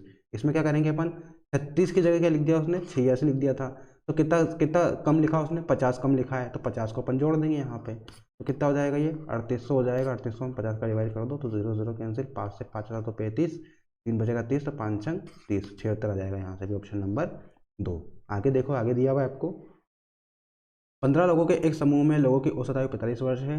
यानी कि 15 लोगों का समूह है, उसमें उनकी जो औसत आयु दी हुई कितनी दी हुई है, 45 वर्ष। तो टोटल आयु निकल जाएगी अपनी, टोटल आयु। अब 2 व्यक्तियों के निकल जाने पर औसत 5 वर्ष बढ़ जाता है। पहले लोग कितने थे, 15, अब 2 लोग निकल गए तो कितने बच गए, वो 13 बच गए। और औसत कितना बढ़ गया, औसत पहले 45 वर्ष था, अब कितना बढ़ गया, वो पहले से 5 वर्ष ज़्यादा, यानी कि 50 हो जाएगा। 45 और 5 50 हो जाएगा। तो बोला है कि निकलने हुए दोनों व्यक्तियों की औसत आयु कितनी होगी। तो औसत आयु निकालने के लिए क्या करेंगे, दोनों का इंटू करेंगे और माइनस कर देंगे। तो आपका ये जो 2 व्यक्ति हैं इनकी टोटल आयु निकल जाएगी। ठीक है, 15 का इंटू 45 में होगा तो 45, 15 5 75 का 5 हासिल 7, 15 चौक 60 और 7 67, 675 आ गया ये, और ये 650 आ जाएगा, 13 पंजे 65। अब इसको माइनस करेंगे तो कितना बचेगा अपना, 25 बचेगा। तो उन दोनों व्यक्तियों की जो आयु का योग है वो कितना आएगा, फर्स्ट पर्सन और सेकंड पर्सन की आयु का योग कितना आएगा, 25। अब आपको निकालना क्या है, औसत। तो औसत निकालना है तो 2 व्यक्ति है तो दोनों में से 2 का डिवाइड हो जाएगा आपका, तो कितना आ जाएगा, 12.5 वर्ष आ जाएगा। यानी कि ऑप्शन नंबर 20 का सही आंसर हो जाएगा, 12.5 वर्ष। आगे दिया हुआ है आपको विश्व कप में सेमीफाइनल में 7 मैचों में युवराज की बल्लेबाजी का औसत 65 था। युवराज को 8वें मैच में कितने रन बनाने चाहिए कि फाइनल मैच में उसका औसत 85 हो जाए। ठीक है, 7 मैचों तक उनका औसत कितना था, 65, यानी कि टोटल रन की बात करें तो 60 इंटू 65 हो जाएगा। ठीक, 8वें मैच में वो कितने रन बनाए कि फाइनल में उसका औसत कितना हो जाए, 85। यानी कि 8वें मैच के अंत में उसका जो औसत रहेगा वो कितना होना चाहिए, 85 होना चाहिए। ठीक, तो 8वें मैच के बाद में 85 रन उसके हो जाएंगे। तो टोटल रन की पहले तो निकाल लो कि 7वें मैच तक उसके रन कितने हैं। तो 7 का इंटू 65 में कर देंगे तो कितना आ जाएगा, 7 पंजे 35 का 5 हासिल 3, 7 छः 42 3 45। यानी कि अभी तक उसका जो रन बने हैं वो कितने बने, 455। पर अगर हम बात करें 8वें मैच की और उसका औसत कितना होना चाहिए, 85, तो हम 8 में 85 का इंटू करके टोटल रन निकाल लेंगे कि वह 8वें मैच के बाद में जो उसका औसत 85 हो जाएगा तब उसके रन कितने हो जाएंगे। तो निकाल लो, 8 पंजे 40 हासिल 4, 8 8 64 और 4 68, यानी कि 68 आ जाएगा, 680। ठीक, तो उसके 8वें मैच के लास्ट में कितने रन चाहिए उसको, 680 होने चाहिए। पर अभी 7वें मैच तक कितने हैं उसके रन, 455। तो उसको 8वें मैच यानी कि 8वां जो मैच रहेगा उस मैच में उसको कितने रन बनाने पड़ेंगे कि उसका 680 हो जाए। 7वें मैच तक उसके रन कितने, 455 है। उसमें वो कितने रन और जोड़े, 8वें मैच की पारी में कितने रन बनाए वो कि उसका जो औसत है वो कितना हो जाए, 680। तो 680 में 455 को माइनस कर दो। 680 में से क्या करेंगे, 455 को माइनस कर देंगे तो आपका 10 में से 5 गया 5, 7 में से 5 गया 2, और यहाँ पे 6 में से 2 गया तो 2, यानी कि 225 रन बनाने पड़ेंगे उसको 8वीं पारी में, ताकि जो उसका औसत है वो 65 से बढ़ के कितना हो जाएगा, 85 हो जाएगा। ठीक है, ये इस तरह से करेंगे अपन। ठीक है, 65 से बढ़ के कितना बनाना है उसको, 85 बनाना है। तो इस तरह से आपका रहेगा 8वें मैच में अगर वो 225 रन बना देता है तो उसका जो औसत रहेगा वो 85 हो जाएगा। यानी कि इसका आंसर हो जाएगा ऑप्शन नंबर डी, 225 रन बनाएगा वो। ठीक है, आगे देखो, आगे दिया हुआ है आपको 90 किलोमीटर प्रति घंटा की चाल से चल रही एक ट्रेन को 75 मीटर लंबे एक प्लेटफॉर्म को पार करने में 8 सेकंड लगते हैं। तो ट्रेन की लंबाई कितनी होगी। 90 किलोमीटर प्रति घंटे की चाल से चल रही है और 75 मीटर लंबे प्लेटफॉर्म को पार कर रही है। अब प्लेटफॉर्म की लंबाई तो आपको दी हुई है, पर यहाँ पे ट्रेन की लंबाई नहीं दी हुई है, तो दूरी क्या रहेगी अपनी, जो अपना फॉर्मूला रहता है वो क्या होता है अपना, स्पीड बराबर डिस्टेंस अपॉन टाइम की दूरी बटा समय होता है। स्पीड यानी कि चाल, चाल बराबर दूरी बटा समय। चाल कितनी दी हुई है उसने, 90 किलोमीटर प्रति घंटा की चाल दी हुई है। दूरी कितनी दी हुई है, दूरी यहाँ पे आपकी एक तो प्लेटफॉर्म की लंबाई जुड़ेगी और उसके साथ में ट्रेन की लंबाई भी जुड़ेगी, पर यहाँ पे आपको ट्रेन की लंबाई दी नहीं है, तो ट्रेन की लंबाई अपन x मान लेंगे, यानी कि x प्लस प्लेटफॉर्म की लंबाई 75, दोनों जोड़ दिए अपन ने, लंबाई तो अपन जोड़ेंगे हमेशा, ठीक है। यहाँ पे अपन ने इस यूट्यूब चैनल पे स्पीड डिस्टेंस और टाइम का भी वीडियो अपन ने बना लिया है, तो 2 लेक्चर वहाँ के कंप्लीट हो चुके हैं, तो आप वो वीडियो देख सकते हो, वहाँ पे पूरा का पूरा कॉन्सेप्ट बताया हुआ है ये, तो आप वहाँ से वो वीडियो देख सकते हो, प्लेलिस्ट आपकी बनी हुई है, ठीक है। तो दूरी जो रहेगी वो जुड़ जाएगी आपकी, ट्रेन की दूरी और प्लेटफॉर्म की दूरी दोनों जोड़ दी अपन ने, और उसके बाद क्या बोला है आपको, 8 सेकंड लगते हैं, तो 8 सेकंड हो जाएगी ये। अब जो दूरी दी हुई है आपको, ये दी हुई है मीटर में और टाइम दिया हुआ सेकंड में, तो जो चाल है अपनी, ये चाल किलोमीटर प्रति घंटा में न रखते हुए इसको क्या करेंगे, मीटर प्रति सेकंड में चेंज करेंगे, तो 5/18 से डिवाइड हो जाएगा ये। 18 से करेंगे तो 18 एकम 18, 18 पंजा 90, 25 हो जाएगा, और ये 8 इधर चलाएगा तो 25 इंटू 8 बराबर कितना हो जाएगा, x प्लस 75, 25 8 200 बराबर x प्लस 75। यहाँ से x के लिए निकालोगे तो 200 माइनस 75 कितना आ जाएगा, 125। तो जो 125 आया, ये क्या है आपकी x की वैल्यू, और x को क्या माना था अपन ने, ट्रेन की लंबाई, तो ट्रेन की लंबाई कितनी जाएगी अपनी, 125 metre. Option number first 125 metre इस क्वेश्चन का क्या हो जाएगा, आंसर हो जाएगा, ठीक है। आगे बढ़ते हैं, नेक्स्ट क्वेश्चन आपको दिया हुआ है, इसमें दिया गया कि नीचे दिए गए 4 पतों में से नीचे दिए गए पते के ठीक सामने कौन सा एक सही नहीं है, यानी कि आपको 4 पते दी हुई है, ये एक तो पता आपको दिया हुआ है रियल पता, अब इसके अलावा आपको 4 ऑप्शन दिए हुए, option number first, second, third और फोर्थ, इन चारों ऑप्शन को चेक करना है कि कौन सा पता आपका सही नहीं है। तो आपको इसको कुछ भी नहीं करना, पढ़ना है, देखना है कौन से स्पेलिंग आपकी गलत लग रही है, वो ऑप्शन आपका सही हो जाएगा। आपको रियल पते से मैच करना है कि उससे मैच हो रहा है कि नहीं हो रहा है। तो देखो फर्स्ट को देखे तो फर्स्ट में तो बिल्कुल सही है, सेकंड में भी, सेकंड में आपका यहाँ पे गलती आ रही है, ठीक है। ये जो ब्रॉड दिया हुआ है आपको, ये ब्रॉड की स्पेलिंग इसने गलत लिखी है, यहाँ पे BARO कर दिया है, और यहाँ जबकि रियल क्या है, BORO है, ठीक। तो अपना सेकंड ऑप्शन सही हो जाएगा इसका, ठीक है। सेकंड में गलती है तो सेकंड ऑप्शन सही हो जाएगा, जो कि ऑप्शन नंबर 3 में दिया हुआ है। तो जल्दबाजी में ऑप्शन नंबर 2 से मत कर देना, आपको जो सेकंड ऑप्शन है वो ऑप्शन नंबर 3 में दिया है, तो 3 इसका सही आंसर रहेगा, ठीक है। देख लेना इसको, आगे बढ़ते हैं। आगे दिया हुआ 50 रुपये की प्रति किलोग्राम वाले नमक को 80 रुपये प्रति किलोग्राम वाले नमक में किस अनुपात में मिलाया जाए कि निर्मित मिश्रण की कीमत 60 रुपये प्रति किलोग्राम हो जाए। तो ये जो है अपना, ये अपना मिक्सचर इन एलिगेशन का क्वेश्चन है, तो इसको उसी मेथड से सॉल्व करेंगे। आपको क्या बोला है, 50 किलोग्राम 50 रुपये पर केजी के नमक को अपने को मिलाना है 80 रुपये पर केजी के नमक के साथ में, और जो अनुपात है वो किस अनुपात में मिला है कि जो मिश्रण है वो नया मिश्रण कितने का बन जाए, 60 रुपये पर केजी का बन जाए। तो क्या करेंगे, मिक्सचर एलिगेशन को अपन इस तरह से सॉल्व करते हैं कि आपका यहाँ पे जो बीच का नंबर दिया हुआ है 60, इस 60 को 50 में से माइनस करेंगे और जो भी आंसर आएगा वो यहाँ पे आ जाएगा, कितना आया, 10 रुपये पर किलोग्राम आ जाएगा, ये यूनिट आएगी आपकी, ठीक है। ये जो डिवाइड में दिया हुआ ना किलोग्राम, ये आता है हमेशा नीचे की साइड, और यहाँ पे 80 में से 60 को माइनस करेंगे तो जो भी वैल्यू आएगी वो कहाँ आएगी, यहाँ पे आ जाएगी, और ये अपना रेशो आ जाएगा कि किस रेशो में इसको मिलाया गया है। तो 20:10 के अनुपात में, यानी कि 2:1 के अनुपात में इसको मिलाना पड़ेगा, 1 0 से 1 0 कैंसिल हो जाएगी, तो क्या हो जाएगा, 2:1 हो जाएगा। तो ये जो मिश्रण है इसको अगर 2:1 के अनुपात में मिला दोगे आप, तो अपना जो रहेगा वो मिश्रण 60 रुपये पर केजी के हिसाब से हो जाएगा, तो ऑप्शन नंबर 2 इसका सही हो जाएगा, ठीक है।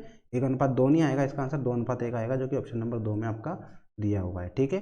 50 केजी के मिश्रण को 80 केजी के मिश्रण से मिलाना है और 60 रुपये का बनाना है, तो 60 में से 50 गया 10, 80 में से 60 गया तो 20, तो 20:10 यानी कि 2:1 इसका आंसर हो जाएगा।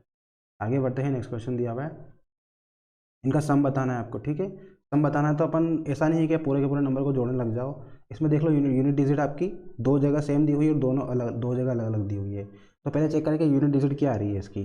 यूनिट डिजिट की बात करें तो आपका यहाँ पे 1 और 7, मतलब लास्ट के नंबर को जोड़ना है ओनली, 1 और 7 8, 8 और 9 17, 17 और 3 20, 20 और 1 21, 21 7 28, 28 और 12 40 हो जाएगा। 40 में मतलब लास्ट डिजिट 0 आएगी, यानी कि ऑप्शन नंबर 2 गया और 4 गया। अब बचे आपके फर्स्ट और थर्ड, इन दोनों में से एक आंसर होगा।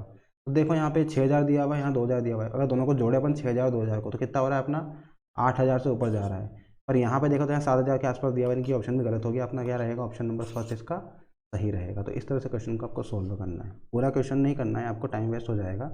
डायरेक्ट आपको ऑप्शन के थ्रू जाना है, ऑप्शन को नेगलेक्ट करके क्वेश्चन को सोल्व करना है। ठीक, आगे बढ़ते हैं। आपको बोला गया कि औसत निकालिए, तो इसको क्या करेंगे, सभी को जोड़ेंगे नहीं, यहाँ भी वही गलती करोगे आप।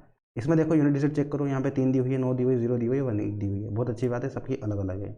अब क्या करोगे आप, ओनली यूनिट डिजिट को चेक कर लो कि यूनिट डिजिट क्या आ रही है अपनी। ठीक है, औसत में क्या करेंगे, सभी को जोड़ेंगे और जो भी वैल्यू दी हुई इसका, जितनी भी वैल्यू दी हुई है उनका नंबर गिन के उससे डिवाइड करेंगे, यही होता है अपना। यहाँ कितना दिया हुआ है, 1 2 3 4 5 6, तो डिवाइड किससे होगा, 6 से। अब अपन ओनली लास्ट के डिजिट लिखेंगे यहाँ पे। ठीक है, ओनली लास्ट के डिजिट, यूनिट डिजिट को लिखेंगे और अपना जो देखेंगे कि अपना लास्ट में क्या आ रहा है, बस वो चेक करना है अपने को। ठीक, तो देखो यहाँ पे लास्ट की डिजिट अपन कर रहे हैं काउंट, 2 4 6 6 4 10 10 6 16 16 और 8 24 24 और 2 26 26 में लास्ट में क्या आ रहा है, 6 आ रहा है। 6 से 6 कट करोगे तो कितना आएगा, 1 आएगा, यानी कि 41 क्वेश्चन का क्या हो जाएगा, सही आंसर हो जाएगा। इस तरह से आप निकाल सकते हो औसत को, बिना प्लस किए, बिना सोल्व किए आप डायरेक्टली इस क्वेश्चन को कर सकते हो। ठीक है, यूनिट डिजिट चेक कर लो, लास्ट में 6 आएगा और 6 से 6 कैंसिल हो जाएगा, तो कितना बचेगा अपना, 1 बचेगा। ठीक है, तो इस तरह से क्वेश्चन को आपको सोल्व करना है। अगला देखो, अगला दिया हुआ है आपको, एक परीक्षा में 36% विद्यार्थी अंग्रेजी में, 40% विद्यार्थी हिंदी में फेल हो गए। यदि दोनों विषय में फेल विद्यार्थी 20% है तो पास हुए विद्यार्थी का प्रतिशत निकालना है। तो इसके लिए वेन डायग्राम बनाएंगे अपन। आपको यहाँ पे दिया हुआ है सब्जेक्ट दिए हुए हिंदी और अंग्रेजी, ये आपका अंग्रेजी का मान लो, ये हिंदी का मान लो, ये इंग्लिश है और ये हिंदी। क्या बोला है, 36% विद्यार्थी अंग्रेजी में फेल हुए, तो यहाँ पे कितने हैं, 36% विद्यार्थी तो इंग्लिश के हैं। उसके बाद बोला है 40% विद्यार्थी हिंदी में फेल हुए हैं। ठीक है, और बोला गया कि दोनों विषय में फेल हुए विद्यार्थी कितने, 20। तो दोनों विषय में फेल हुए विद्यार्थी यहाँ पे आएंगे, यानी कि 20% क्या हुआ, दोनों विषय में फेल हुए विद्यार्थी है ये 20%। अब 20% आपका इंग्लिश का यहाँ पे आ चुका है, और बोला है कि इंग्लिश में टोटल विद्यार्थी कितने फेल हुए, 36%। 36 में से 20% तो आपका यहाँ पे आ चुका है, 36% में से 20% तो आपका यहाँ पे आ चुका है, तो बचे कितने, बचेंगे आपके 16%। तो 16% आपका यहाँ पे आ जाएगा। ठीक है, अपन ने इसलिए इसको बाहर लिखा 36 को, ताकि 20 और 16 मिलकर कितना हो जाएंगे, वापस 36 बन जाएंगे आपके। ठीक है, अब अगला दिया हुआ है आपको हिंदी का 40%। तो हिंदी का 40% में से 20% तो आपका ऑलरेडी यहाँ पे आ चुका है हिंदी के इसमें, तो यहाँ बचेगा कितना, 20% और बच जाएगा। ठीक है, तो 20 और 20 मिलकर कितने बन जाएंगे, 40 बन जाएंगे। ठीक है, 20 और 20 मिलकर कितने बन जाएंगे, 40% बन जाएंगे आपके। ठीक, अब बोल रहा है आपको कि पास हुए विद्यार्थी का प्रतिशत कितना होगा। तो जितना भी यहाँ पे दिया हुआ है 16 20 और 20, ये क्या है अपने, ये सभी फेल हुए विद्यार्थी है, यानी कि 16 20 और एक और 20 जो है, तीनों है, ये तीनों क्या है, ये वो विद्यार्थी है जो फेल हुए, यानी कि 20 20 40 और 10 50 और 6 56% विद्यार्थी क्या हो गए, फेल हो गए, जो या तो हिंदी में हुए या इंग्लिश में हुए या फिर दोनों में ही हुए। तीनों तरह के विद्यार्थी आपके 56% में आ चुके हैं।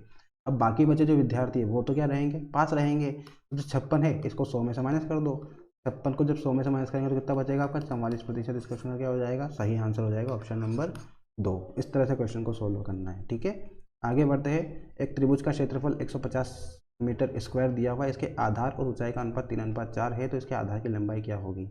अब त्रिभुज का क्षेत्रफल सभी को पता ही होता है, क्या होता है 1/2 आधार इंटू बेस इंटू हाइट, यानी कि आधार इंटू ऊंचाई। ठीक है, अब आधार और ऊंचाई आपको दी हुई 3:4 के अनुपात में, तो मान लेंगे ये 3x अपना आधार है, आधार कितना मान लिया अपन ने 3x, और जो ऊंचाई है वो कितनी मान ली, वो मान ली 4x। ठीक है, आधार 3x हो जाएगा और ऊंचाई कितनी हो जाएगी, 4x हो जाएगी।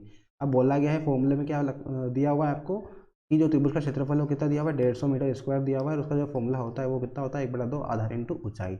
150 बराबर 1/2, आधार कितना दिया हुआ है अपना बेस 3x दिया हुआ है, और ऊंचाई कितनी दी हुई है, 4x दी हुई है।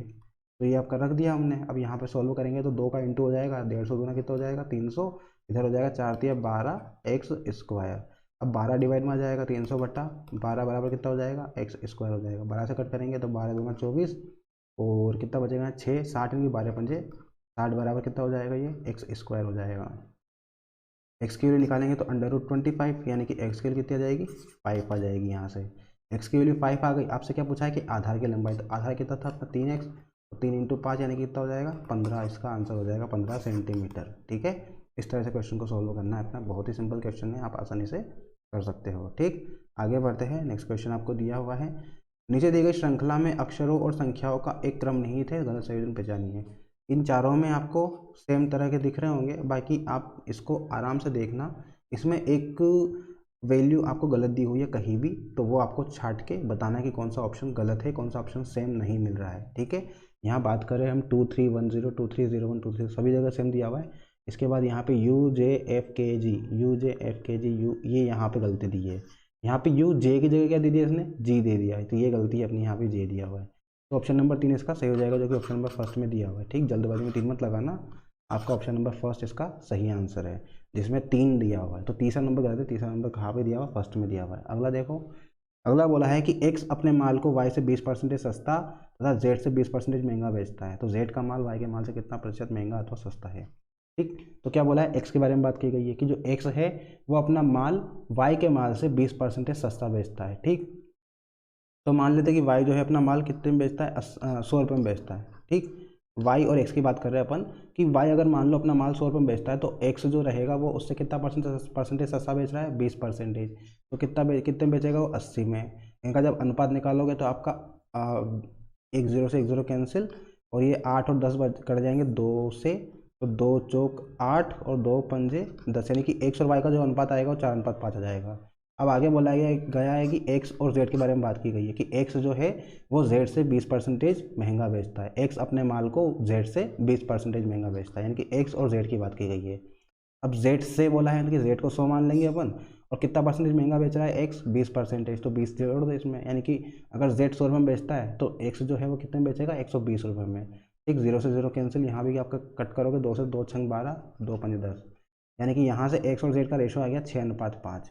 अब देखो यहाँ पे एक्स की वैल्यू एक जगह 4 दी हुई है, एक जगह 6 दी हुई है, दोनों को सेम बनाना है, तो कितने का मल्टीप्लाई करेंगे, दोनों सेम हो जाए। तो यहाँ पे अगर आप 4 में 3 का गुणा करोगे तो 12 बन जाएगा, और यहाँ 6 में 2 का गुणा करोगे तो 12 बन जाएगा। तो इसमें पूरे में क्या कर देंगे अपन, 3 का गुणा कर देंगे, और इसमें पूरे में कितने करेंगे, 2 का गुणा कर देंगे। ठीक, तो ये हो जाएगा 12:15, एक्स और वाई का अनुपात, और यहाँ पे एक्स जेड का अनुपात बन जाएगा 12:10। ठीक है, तो अगर तीनों को मिलाए अपन, एक्स वाई जेड निकालें, एक्स अनुपात वाई अनुपात जेड, तो एक्स का कितना आ रहा है 12, वाई का कितना आ रहा है 15, और जेड का कितना आ रहा है, जेड का आ रहा है 10। तो 12:15:10 इसका एक्स वाई जेड का अनुपात आ गया। अब बोला है आपसे कि जेड का माल वाई के माल से कितना महंगा है, तो देखो जेड का माल वाई के माल से महंगा है, सस्ता है, जेड का माल सस्ता है वाई के माल से। ठीक, किसके माल से बोला है, कंपैरिजन किसका किया हुआ है, वाई के माल से किया हुआ है, कि वाई का माल कितना दिया हुआ है 15, ये आपका डिवाइड में रहेगा, और किससे बोला है, जेड के माल से। तो जेड का माल कितना सस्ता है, कितना महंगा है, आपको देख रहा हो, जेड का माल सस्ता है अपना, कितना सस्ता है, 5 सस्ता है। ठीक, वाई अपना माल 15 में बेचता है, जेड अपना माल 10 में बेचता है, तो कितना सस्ता है, जेड का माल 5 रुपये सस्ता है। ठीक, तो 5 रुपये सस्ता है किससे, वाई के माल से, यानी कि 15 से इंटू 100 कर लो इसको, 5 या 15, तो 100/3 कितना हो जाएगा अपना 33, सही, 1/3%, यानी कि 33.33% क्वेश्चन का क्या हो जाएगा, आंसर हो जाएगा, ऑप्शन नंबर फर्स्ट। इस तरह से क्वेश्चन को सोल्व करना, बिल्कुल ही सिंपल क्वेश्चन है। 100/3 कितना हो जाएगा, 33.33%। ठीक, आगे बढ़ते हैं, नेक्स्ट क्वेश्चन दिया हुआ है आपको। 2004 में एक नई शर्ट की कीमत 250 रुपये थी, जबकि 2005 में यह कीमत 400 रुपये हो गई है। तो 2004 से 2005 के दौरान शर्ट की कीमत में कितने प्रतिशत की बढ़ोतरी की हुई है। आपको यहाँ पे ये सन दे के कन्फ्यूज़ किया गया है क्वेश्चन में, बाकी कुछ भी नहीं है। क्वेश्चन में आपको यही बोला है कि किसी शर्ट की कीमत 250 रुपये थी, तो वह 400 रुपये हो गई है। शर्ट की कीमत 250 रुपये से बढ़कर 400 रुपये हो गई है, तो कितने प्रतिशत की वृद्धि हुई है क्वेश्चन में आपका।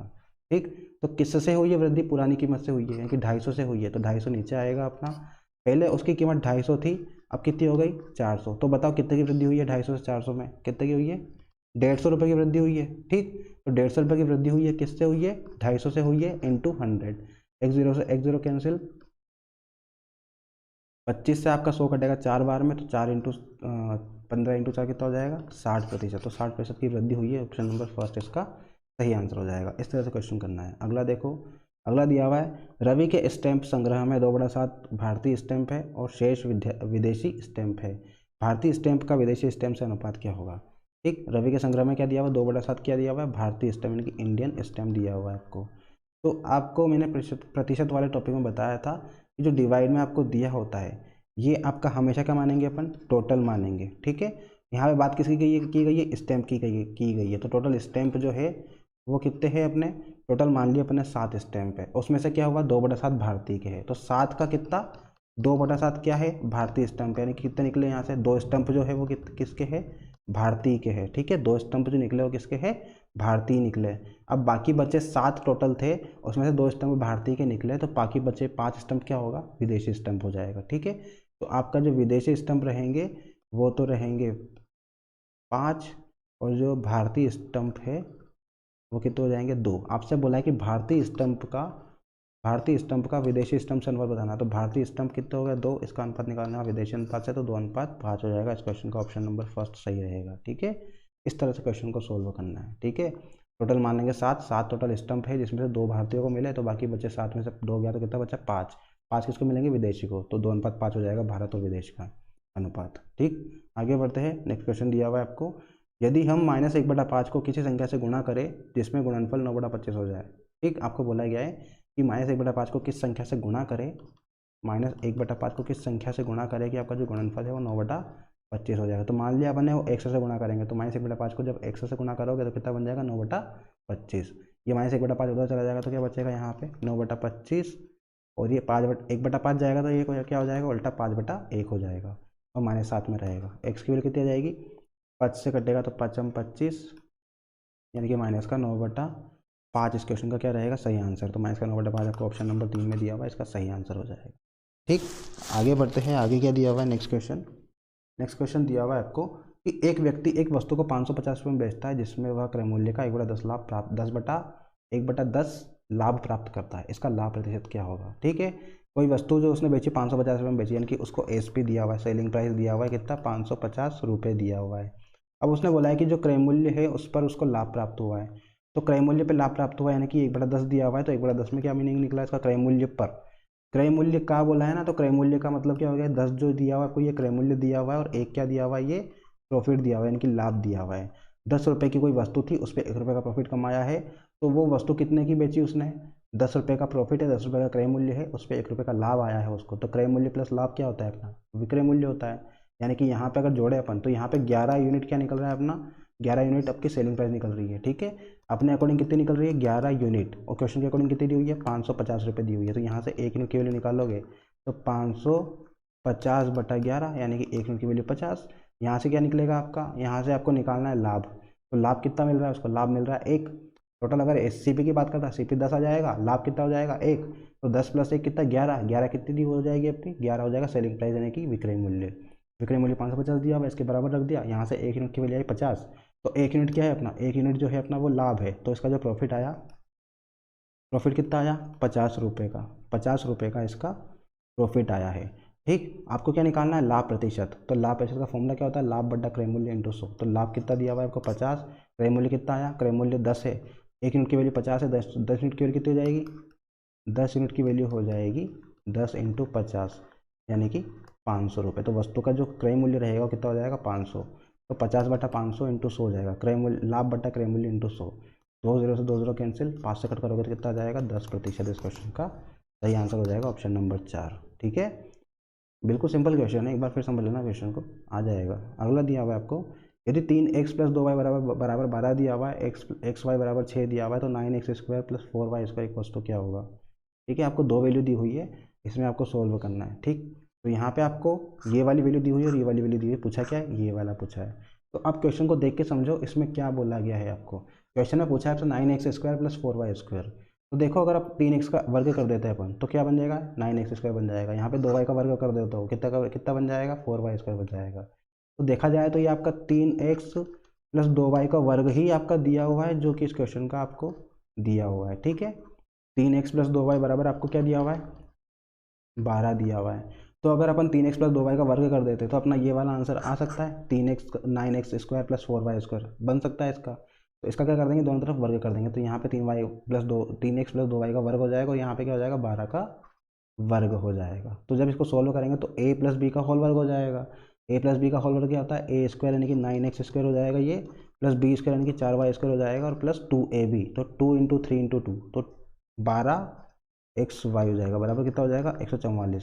ठीक, और xy की वैल्यू भी आपको दी हुई है, कितनी दी हुई है 6 दी हुई है। तो 9x² + 4y² प्लस 12 × 6 यानी कि कितना हो जाएगा ये 72 हो जाएगा। तो 9x² + 4y² बराबर 144 माइनस, क्योंकि ये वैल्यू प्लस की है तो उधर जाके क्या हो जाएगी माइनस की, 12 × 6 कितना हो जाएगा 72। तो 144 में से जब 72 जाएगा तो कितना बचेगा 72 बचेगा, यानी कि 9x² + 4y² इक्वल्स टू कितना दिया आएगा 72, और यही आपको लाना था। तो ये अपना आंसर हो जाएगा ऑप्शन नंबर 3 यानी कि 72 इस क्वेश्चन का क्या हो जाएगा सही आंसर हो जाएगा। आगे देखते हैं, आगे आपको दिया हुआ है एक वृत्त में यदि जीवा CD की तुलना में जीवा AB वृत्त के केंद्र के अधिक निकट है तो क्या होगा। जैसा कि मान लो आपका एक वृत्त दिया हुआ है, इस वृत्त का मूल बिंदु ये दिया हुआ है। अब आपको बोला गया है इसमें दो जीवा है, ठीक, दो जीवा है, एक जीवा है आपकी CD और एक जीवा है आपकी AB। बोला गया कि यदि CD की तुलना में जीवा AB वृत्त के केंद्र के अधिक निकट हो तो क्या होगा। यानी कि CD जीवा आपकी यहाँ पे मान लो ये आपकी C और D एक जीवा है, और आपको बोला गया है कि एक जीवा और है AB जो आपकी वृत्त के केंद्र के निकट है। वृत्त का केंद्र क्या है अपना, ये वृत्त का केंद्र है, इसके निकट है आपकी A और B जीवा। तो बताओ क्या होगा। आपका AB जो है यानी कि जो AB जीवा है वो बड़ी या बराबर रहेगी CD से। तो यहाँ बड़ी या बराबर दिख रहा है कि आपको, नहीं दिख रहा है। आप देखो यहाँ पे सेकंड ऑप्शन, बड़ी तो है पर बराबर नहीं है, ठीक है। फर्स्ट ऑप्शन की बात करें तो बड़ी तो है आपकी AB की जीवा और वो CD के बराबर नहीं है, ठीक, तो ऑप्शन नंबर फर्स्ट गलत हो जाएगा। सेकंड की बात करें तो जो AB है वो छोटा है क्या CD से, नहीं, ये भी गलत है। अब तीसरी बात करें तो AB जीवा है वो CD से बड़ी रहेगी, तो हाँ बिल्कुल ये सही है अपना, जो AB जीवा है वो क्या हो जाएगी, CD से बड़ी हो जाएगी। चौथा देखो AB बराबर CD है कि आपका, कभी नहीं हो सकता। तो जो वृत्त के केंद्र के पास जितनी, जो जीवा वृत्त के केंद्र के पास रहेगी वो जीवा उतनी ही बड़ी रहेगी, ठीक है। आपने ये भी पढ़ा होगा कि वृत्त की सबसे बड़ी जीवा जो होती है वो क्या होती है, व्यास, और व्यास कहाँ से जाती है, इसके सेंटर से होके जाती है। तो ये बना अपना, ये सबसे बड़ी जीवा बन जाएगी, यानी कि AB से बड़ी जीवा क्या रहेगी अपनी, ये वाली रहेगी जो पॉइंट से होके जाती है, ठीक। तो वृत्त के केंद्र से होकर गुजरने वाली जीवा क्या हो जाती है, सबसे बड़ी जीवा हो जाती है। और यहाँ बात की गई CD और AB की, तो आपका AB बड़ा रहेगा, CD छोटा रहेगा, ठीक है। वृत्त के केंद्र के पास जो जीवा रहेगी सबसे, वो उतनी ही बड़ी रहेगी, और वृत्त से जितनी केंद्र से जितनी दूर रहेगी जीवा वो उतनी छोटी रहेगी, ठीक है। तो ध्यान रखना इस चीज़ को। आगे बढ़ते हैं। आगे आपको दिया हुआ है कि एक मंदिर में 25 बेलनाकार स्तंभ है, प्रत्येक स्तंभ की त्रिज्या 28 सेंटीमीटर तथा ऊंचाई 4 मीटर है। तो उन स्तंभों की पेंटिंग की लागत ये निम्न होगी, जबकि पेंटिंग की लागत ₹8 प्रति वर्ग मीटर दी हुई है आपको, ठीक है। एक मंदिर में 25 बेलनाकार स्तंभ आपको दिए हुए है, और बेलन कैसे, ये बेलन जो है बेलनाकार स्तंभ है यानी कि बेलन के फॉर्म के है। बेलन कैसे होते हैं अपने, इस तरह से होते हैं,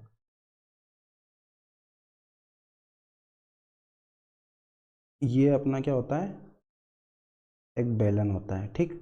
इस बेलन की आपकी एक हाइट होती है, यहाँ एक पॉइंट दिया हुआ है, यहाँ एक पॉइंट, और इस पॉइंट से इस पॉइंट तक की क्या होती है, एक हाइट होती है, ये होती है अपनी एच। और इस पॉइंट से लेके यहाँ तक जो होता है ये आपकी त्रिज्या होती है, और यहाँ भी इस पॉइंट से लेके यहाँ तक क्या हो जाएगा, त्रिज्या यानी कि आर हो जाएगी, ये दोनों आर रहेगी, और ये जो रहेगी अपनी एच रहेगी। आपको इसने त्रिज्या दी हुई है क्वेश्चन में, ऊंचाई आपको दी हुई है, और आपको पेंटिंग की लागत प्रति वर्ग मीटर कितनी दी हुई है, ₹8 प्रति वर्ग मीटर दी हुई है। और बेलनाकार स्तंभों की संख्या कितनी दी हुई है, उसने 25 दी हुई है। तो यहाँ पे स्तंभ के आसपास पहुँचना है अपने को, बस क्या इस स्तंभ के आसपास पेंटिंग करनी है। तो इसका क्या आ रहा है, एक तरह से वक्र पृष्ठीय क्षेत्रफल आ रहा है, ठीक है। आसपास का क्षेत्रफल जो रहेगा वो क्या रहता है अपना, वक्र पृष्ठीय क्षेत्रफल होता है, ठीक है। जैसे कि घर में आपकी टंकी होती है ना, उस टंकी को देख लो, उसके आसपास जो रहेगा वो उसको पोतना है अपने को, ठीक। तो बेलन का वक्र पृष्ठीय क्षेत्रफल का जो फॉर्मूला होता है वो होता है अपना 2πRh। क्या होता है, 2πRh, ये वक्र पृष्ठीय क्षेत्रफल होता है अपना। ये क्या हो जाएगा, 2πRh। तो पहले निकालेंगे बेलन का वक्र पृष्ठीय क्षेत्रफल कितना आ रहा है, एक बेलन की बात कर रहा हूँ, ओनली एक बेलन का निकाल रहे हैं अपन। तो 2 इंटू पाई की वैल्यू 22/7, आर की वैल्यू कितनी दी हुई है आपको, आर मतलब त्रिज्या, त्रिज्या की वैल्यू दी हुई है आपको 28। अब बात करें हम ऊंचाई की, तो ऊंचाई कितनी दी हुई है आपको, 4 मीटर दी हुई है, ठीक है। ऊंचाई कितनी दी हुई है, 4 मीटर। तो यहाँ देखो, यहाँ पे आपको त्रिज्या दी हुई है सेंटीमीटर में, ऊंचाई दी हुई है मीटर में, और अपना जो लागत दी हुई है प्रति, ये क्या दिया हुआ है, ये भी मीटर में दिया हुआ है। तो हम क्या करेंगे, यहाँ पे आपको मीटर में दिया हुआ है, ये भी मीटर में दिया हुआ है, ये कितना दिया हुआ है, त्रिज्या सेंटीमीटर में दी हुई है। तो त्रिज्या को क्या करेंगे अपन, त्रिज्या को मीटर में चेंज करेंगे। तो 1 मीटर बराबर कितना होता है अपना, 100 सेंटीमीटर होता है। तो आपका त्रिज्या जो रहेगी वो आपकी दी हुई है 28 सेंटीमीटर। तो 1 मीटर में जब 100 सेंटीमीटर होता है, तो हम निकालेंगे 28 सेंटीमीटर की वैल्यू। तो 28 सेंटीमीटर की वैल्यू कितनी हो जाएगी, 28/100। ये आपका 28 को जब 100 से डिवाइड कर देंगे तो क्या हो जाएगा, आपका मीटर में चेंज हो जाएगा। तो 28/100 हो जाएगा आपका मीटर में त्रिज्या, ठीक है। 1 मीटर में 100 सेंटीमीटर होता है, तो 28 को 100 से डिवाइड कर देंगे तो क्या हो जाएगा, त्रिज्या जो रहेगी वो किस में हो जाएगी, मीटर में चेंज हो जाएगी। ऊंचाई कितनी दी हुई है, 4 मीटर, तो 4 मीटर अपना आ जाएगा। तो इसको सोल्व कर लो, तो आपका 7 से कटेगा 28 4 बार में, तो 22 दूनी 44। आपका और कुछ कट रहा है क्या, ये यहाँ पर 4 से कट रहा है, 4 से 25 बार कट जाएगा, ठीक। और इसके अलावा कुछ नहीं कट रहा है। तो आपका 22 दूनी 44 इंटू 4/25, ये क्या आ गया, एक बेलन का वक्र पृष्ठीय क्षेत्रफल आ गया। अब आपको कितना दिया हुआ है यहाँ पे, टोटल 25 बेलन दिए हुए हैं, तो एक बेलन का 44 इंटू 4/25 आया है, तो 25 बेलन का कितना आएगा, 25 से इंटू हो जाएगा। और आपको एक लागत दी हुई है प्रति वर्ग मीटर की, कितनी दी हुई है, 8 मीटर, तो 8 का भी इंटू कर देंगे, ठीक है। तो 25 से 25 कैंसिल हो जाएगा, 8 का इंटू यहाँ पे हो जाएगा, तो 44 इंटू 4 कितना हो जाएगा, 176, 176 का इंटू 8 में करोगे तो कितना आ जाएगा, 8 7 10 का 8 हासिल 4, 856 4, 60 हासिल 6, 8 1 8 और 6 14, यानी कि 1408 रुपये इस क्वेश्चन का क्या हो जाएगा, सही आंसर हो जाएगा, ठीक है। तो जो भी आपका वक्र प्रक्षेप क्षेत्रफल आया है उसमें आपने एक स्तंभ का निकाला, एक बेलन का निकाला, यहाँ कितना दिया था, 25 बेलन का, तो 25 का इंटू हो जाएगा। उसके बाद आपको एक पेंटिंग की लागत दी हुई है 8 रुपये प्रति वर्ग मीटर, तो 8 का भी अपन इंटू कर देंगे, तो आपका यहाँ से क्वेश्चन का आंसर आ जाएगा, ठीक है। जो भी आंसर आने वाला था वो मीटर वर्ग मीटर में आता, और आपको एक वर्ग मीटर कितनी वैल्यू दी हुई है, 8 मीटर दी हुई है, 8 रुपये दी हुई है, तो टोटल वर्ग मीटर जितना भी होगा उसमें अपन 8 का गुणा कर दिया, तो अपना टोटल आंसर आ जाएगा, यानी कि 1408 रुपये, ठीक। अगला देखो, अगला दिया हुआ है, मेरी आयु 12 वर्ष के बाद उस आयु की 3 गुनी हो जाएगी जितनी 4 वर्ष पूर्व थी। मेरी आयु 12 वर्ष बाद, मान लो उसकी वर्तमान आयु अपन x मान लेते हैं, क्या मान लिया अपन ने, वर्तमान आयु को मान लिया, वो x वर्ष का है, ठीक है। उसने बोला है कि 12 वर्ष बाद, तो 12 वर्ष बाद उसकी आयु कितनी हो जाएगी, x + 12। ये आयु जो रहेगी ये उसकी उस आयु से 3 गुना हो जाएगी जितनी उसकी 4 वर्ष पूर्व थी। 4 वर्ष पूर्व उसकी आयु कितनी हो जाएगी, x - 4 रहेगी, ठीक। वर्तमान आयु से 4 वर्ष पहले की आयु निकालेंगे तो कितना आएगा, x - 4। अब बोल रहा है कि 12 वर्ष बाद की जो आयु है वो उसकी 4 वर्ष पूर्व की आयु की कितनी गुनी हो जाएगी, 3 गुनी हो जाएगी, यानी कि ये आपकी ऑलरेडी 3 गुना है, x + 12, x - 4 से 3 गुना है। तो अगर हम x - 4 को 3 से गुणा कर देते हैं तो ये जो आयु रहेगी दोनों बराबर हो जाएगी आपकी। x + 12 ऑलरेडी आपका 3 गुना है, और x - 4 में अगर आप 3 का गुणा कर देते हो तो दोनों आयु क्या हो जाएगी अपनी, बराबर हो जाएगी। तो उसकी वर्तमान आयु निकालना है, यानी कि x की वैल्यू आपको निकालना है यहाँ से। x की वैल्यू कैसे निकालेंगे, x + 12, ये 3x - 12 हो जाएगा, x को उधर भेजेंगे तो आपका 3x - x हो जाएगा, 12 इधर जाएगा तो 12 और 12 कितना हो जाएगा, 24। तो यहाँ 24 बराबर कितना हो जाएगा, 2x, यहाँ से x की वैल्यू निकलेगी 12, x की वैल्यू कितनी निकलेगी, 12 निकलेगी, x की वैल्यू 12 आ गई। अब x की वैल्यू 12 आ गई तो इसका आंसर भी अपना 12 आ जाएगा, कि 12 वर्ष इसकी क्या रहेगी, वर्तमान आयु रहेगी। क्वेश्चन में कुछ भी नहीं बोला, बिल्कुल सिंपल क्वेश्चन था। 12 वर्ष बाद की बोला है तो x + 12 हो जाएगा, वर्तमान आयु में 12 जुड़ जाएगा, और फिर बोला है कि उसकी 4 वर्ष पहले की आयु से वो कितनी गुना है, 3 गुना, तो इसको 3 गुना कर दो, बस आपका x का आंसर यहाँ से आ जाएगा। नेक्स्ट क्वेश्चन दिया हुआ है आपका, निम्न में से कौन सा व्यंजक बहुपदी है। आपको बताना है कि कौन सा व्यंजक बहुपदी है, कौन सा व्यंजक पॉलिनोमियल है आपका, ठीक है। पॉलिनोमियल में आपका एक पदी, द्विपदी, त्रिपदी सभी तरह के आते हैं, ठीक है। तो आपको चेक करना है यहाँ पे कौन सा व्यंजक सही है आपका। तो व्यंजक की एक खास बात होती है कि कोई भी व्यंजक आपका जब भी x की पावर इन्वर्स में दी हुई है या फिर x आपका डिवाइड में दिया हुआ है तो वो आपका क्या होगा, व्यंजक नहीं होगा। या फिर x को आपको करनी में दिया हुआ है, x को यानी कि अंडर रूट में दिया हुआ है x, जैसे कि सबसे पहले तो x की वैल्यू माइनस में नहीं होना चाहिए, ये गलत है। x आपका डिवाइड में नहीं होना चाहिए, ये भी गलत है। और x आपका अंडर रूट में नहीं होना चाहिए, ये भी गलत है। इन तीनों तरह के जो रहेंगे अपने, ये व्यंजक नहीं बोल सकते इनको, ठीक है। तो आपका देखो, फर्स्ट में आपका इन्वर्स दिया हुआ है कि ये आपका नहीं होगा, ठीक। सेकेंड में आपको डिवाइड में दिया हुआ, ये भी नहीं होगा। थर्ड वाला अपना ऑप्शन हो सकता है क्योंकि इसमें बिल्कुल सही है। और फोर्थ वाले में भी आपको x की पावर 1/2 दी हुई है कि एक तरह से देखा जाए तो ये अंडर रूट x है अपना, ठीक है। तो अंडर रूट x भी आपका एक तरह से व्यंजक नहीं होगा, तो अपना ऑप्शन नंबर 3 इसका सही हो जाएगा। 3x की पावर 4 + 5x + 8, ये अपना सही आंसर रहेगा, ठीक। आगे बात करते हैं। अगला क्वेश्चन दिया हुआ है आपको कि वह छोटी से छोटी संख्या ज्ञात कीजिए जिसको 1100 से गुणा किया जाना चाहिए। छोटी से छोटी संख्या क्या है जिसको 1100 से गुणा करने पे गुणनफल पूर्ण वर्ग बन जाए, ठीक है। तो 1100 को क्या बनाना है, पूर्ण वर्ग बनाना है। तो क्या करेंगे, 1100 के फैक्टर कर लो, 1100 के फैक्टर करेंगे और चेक करेंगे कौन कौन से नंबर का जोड़ा आपका बन रहा है, कौन कौन से नंबर के पेयर बन रहे हैं। और जिस नंबर का पेयर नहीं बनेगा उस नंबर का पेयर बना के अपन उसको वर्ग बना सकते हैं, ठीक है। तो यहाँ पे जब चेक करेंगे तो आपका किससे हो जाएगा, ये 2, इसको डायरेक्ट 5 से कर लेते हैं, ठीक है। 5 दूनी 10, 5 दूनी 10, 0 का 0, ठीक है। फिर से 5 से हो जाएगा तो 5 चौक 20, 5 चौक 20। अब आपका 2 से हो जाएगा, 2 से 22 हो जाएगा, 2 से 11 हो जाएगा और 11 से 1 हो जाएगा। तो चेक करो यहाँ पे आपका किसका जोड़ा नहीं बन रहा है, आपका 5 का जोड़ा बन चुका है, 2 का जोड़ा बन चुका है। तो यहाँ पे 11 का बनाना है, तो 11 का जोड़ा बनाने के लिए क्या क्या क्या क्या लेंगे, 11 का इंटू और कर देंगे। 1100 में अगर आप 11 का और इंटू कर देते हो तो जो भी आंसर आएगा उसमें यहाँ पर आपका एक 11 और एक्स्ट्रा आ जाएगा, तो आपका पूर्ण जोड़ा बन जाएगा। तो आप 11 का जब इंटू कर दोगे तो ये क्या हो जाएगा, एक पूर्ण वर्ग बन जाएगा, क्योंकि ऑप्शन नंबर फर्स्ट इसका सही आंसर हो जाएगा, ठीक है। इस तरह से क्वेश्चन कर सकते हो। या फिर आप चाहो तो 1100 दिया हुआ है, इसको क्या कर सकते हैं 11 इंटू 100 कर सकते हैं। तो 100 तो आपको क्या होता है 10 का वर्ग होता है। अब 11 को पूर्ण वर्ग बनाना है तो 11 में 11 का इंटू करना पड़ेगा, यानी 11 का वर्ग हो जाएगा। इस तरह से आपका ये पूर्ण वर्ग बन जाएगा। तो आपको यहाँ पे क्या जरूरत पड़ रही है 11 की जरूरत पड़ रही है, तो ये भी अपना आंसर हो जाएगा इस तरह से। आगे बढ़ते हैं, आगे आपको दिया हुआ है संख्या 1 2 3 से लेकर 25 तक में से संख्या के चयन करने के लिए उस चयनित संख्या के अभाज्य होने की कितनी संभावना है, जबकि प्रत्येक दी गई संख्या के चयनित होने की संभावना समान है। ठीक, क्वेश्चन क्या बोल रहा है आपको 1 से लेकर 25 तक की संख्या दी हुई है, उसमें आपको अभाज्य संख्या के चयन होने की संभावना कितनी है आपसे पूछा गया है। तो अपन सबसे पहले क्या करेंगे इस क्वेश्चन के लिए 1 से लेकर 25 तक की जो संख्या है उसमें चेक करेंगे कि अभाज्य संख्या कितनी आती है। ठीक है, तो आपका 2 अभाज्य होता है, 3 अभाज्य होता है, 5 अभाज्य होता है, 7 अभाज्य होता है, 11 अभाज्य होता है, 13 अभाज्य है, 17 अभाज्य है, 23 अभाज्य है। ठीक, ये संख्या सारी क्या है अपनी अभाज्य संख्या है। 19 भी आएगा इसमें, 19 और 23। अभाज्य संख्या क्या होती है ऐसी संख्या जो या तो खुद से डिवाइड हो या 1 से डिवाइड होती है। ये जो संख्या खुद से डिवाइड होती है या फिर 1 से डिवाइड होती है वो क्या होती है अपनी अभाज्य संख्या। चेक करो कितनी संख्या आ गई 1 2 3 4 5 6 7 8 9, 9 संख्या आ गई। टोटल संख्या कितनी है 25। तो ये इसकी जो प्रोबेबिलिटी रहेगी, जो संभावना रहेगी वो कितनी हो जाएगी 9/25 हो जाएगी। ठीक है, तो ऑप्शन नंबर 3 इसका सही आंसर हो जाएगा। 9/25 संभावना है इसके अभाज्य संख्याओं के सिलेक्ट होने की। ठीक है, तो अगला क्वेश्चन देखो, अगला क्वेश्चन क्या दिया हुआ है। वह छोटी से छोटी संख्या ज्ञात करो जिससे 3087 को विभाजित किया जाए कि भागफल पूर्ण वर्ग बन जाए। अभी आपका क्वेश्चन गुणा वाला आया था, अब भाग वाला दे दिया इसने। इसमें भी वही करेंगे अपन, फैक्टर करेंगे 3087 के। तो ये आपका चेक कर लो किससे कट रहा है 3 से कट रहा है, 3 से कट जाएगा। 3 से आपका आ जाएगा 1029, फिर 3 से कटेगा तो 3 तिया 9, 3 चौक 12, 3 तिया 9। ये आपका 343 जो है ये आपका 7 से कट जाएगा। 7 से आपका आ जाएगा 49, 7 से आ जाएगा 7 और 7 से आ जाएगा 1। तो देखो यहाँ पे आपका अगर देखा जाए आपको क्या करना है भाग देना है। ठीक है, भाग देना है।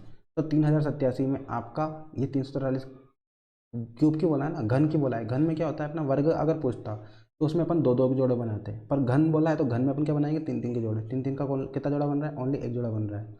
यहाँ पे अगर अपन ने को बोलता है कि गुणा करना है तो हम एक्स्ट्रा 3 का गुणा करके इसको पूर्ण घन बना सकते थे, पर यहाँ पे आपको बोला है कि भाग देना है। तो भाग देने के लिए क्या करेंगे, आपका जो एक्स्ट्रा टर्म है आपके ये 2 एक्स्ट्रा टर्म है 3 और 1 और 3, टोटल 3 इंटू 3 जो है आपका ये 9 क्या है एक्स्ट्रा टर्म है आपकी, एक्स्ट्रा नंबर है आपका। ठीक है, क्योंकि ये क्यूब बनने से रोक रहे हैं। इसके 7 का एक जोड़ा बन चुका है अपना 7 7 7 करके 3 बार। तो घन में क्या होता है 3 के जोड़े बनाते हैं अपन, पर यहाँ पे आपके जोड़े नहीं बन पा रहे। क्यों, क्योंकि ये 2 एक्स्ट्रा 3 आपके एक्स्ट्रा में आ गए हैं, अलग से आ गए हैं। तो इनको हटा देंगे तो आपका क्या हो जाएगा एक पूर्ण घन बन जाएगा। तो 3 इंटू 3 को जब आप हटा दोगे, इनकी टोटल 9 को हटा दोगे तो कितना बन जाएगा आपका ये संख्या एक पूर्ण घन हो जाएगी। तो आपका ऑप्शन नंबर 4 इसका सही आंसर हो जाएगा। ठीक है, तो इस तरह से क्वेश्चन को कर सकते हो आप, या फिर आप ऑप्शन के थ्रू भी चेक कर सकते हो इसको 3 से डिवाइड कर लो, इसका पूर्ण घन आता है कि नहीं आता, फिर 21 से कर लो, फिर 7 से करो, फिर 9 से करो, तो अपना क्वेश्चन बहुत लंबा हो जाएगा। इससे अच्छा ये जो मेथड है ये बहुत ही सिंपल है अपनी। ठीक है, तो इस तरह से क्वेश्चन को आप कर सकते हैं। अगला देखते हैं, अगला क्वेश्चन दिया हुआ है आपको एक आयत ABCD है, इसमें आपको विकर्ण ओपन मिलते हैं। तो OA बराबर 2x+4 दिया हुआ है, OD बराबर 3x+1 दिया है, तो x का मान क्या होगा ये आपसे पूछा है। तो कैसे करेंगे इस क्वेश्चन को, यहाँ पे आपको दिया हुआ है एक आयत दिया हुआ है, ये आयत है, इसके जो विकर्ण है वो आपके बिंदु O पर मिल रहे हैं। यहाँ आपको दिया हुआ है ABC और D, ये विकर्ण दिया हुआ है। इसमें आपको AO की लंबाई दी हुई है 2x+4 दी हुई है, वैसे आपको OD की लंबाई दी हुई है 3x+1। ठीक, ये आपको दिया हुआ है। तो पता ही है आपको जो आयत के विकर्ण होते हैं वो बराबर होते हैं, यानी कि ये OD है, ये जो DB रहेगा आपका विकर्ण DB ये आपका AC के बराबर रहेगा। ठीक है, और ये भी पता है आपको कि ये जो OD की लंबाई है ये OB की लंबाई के बराबर होती है। ठीक है, आयत में ऐसा होता है, और ऐसे ही OA की लंबाई जो होती है वो अपनी OC की लंबाई के बराबर होती है।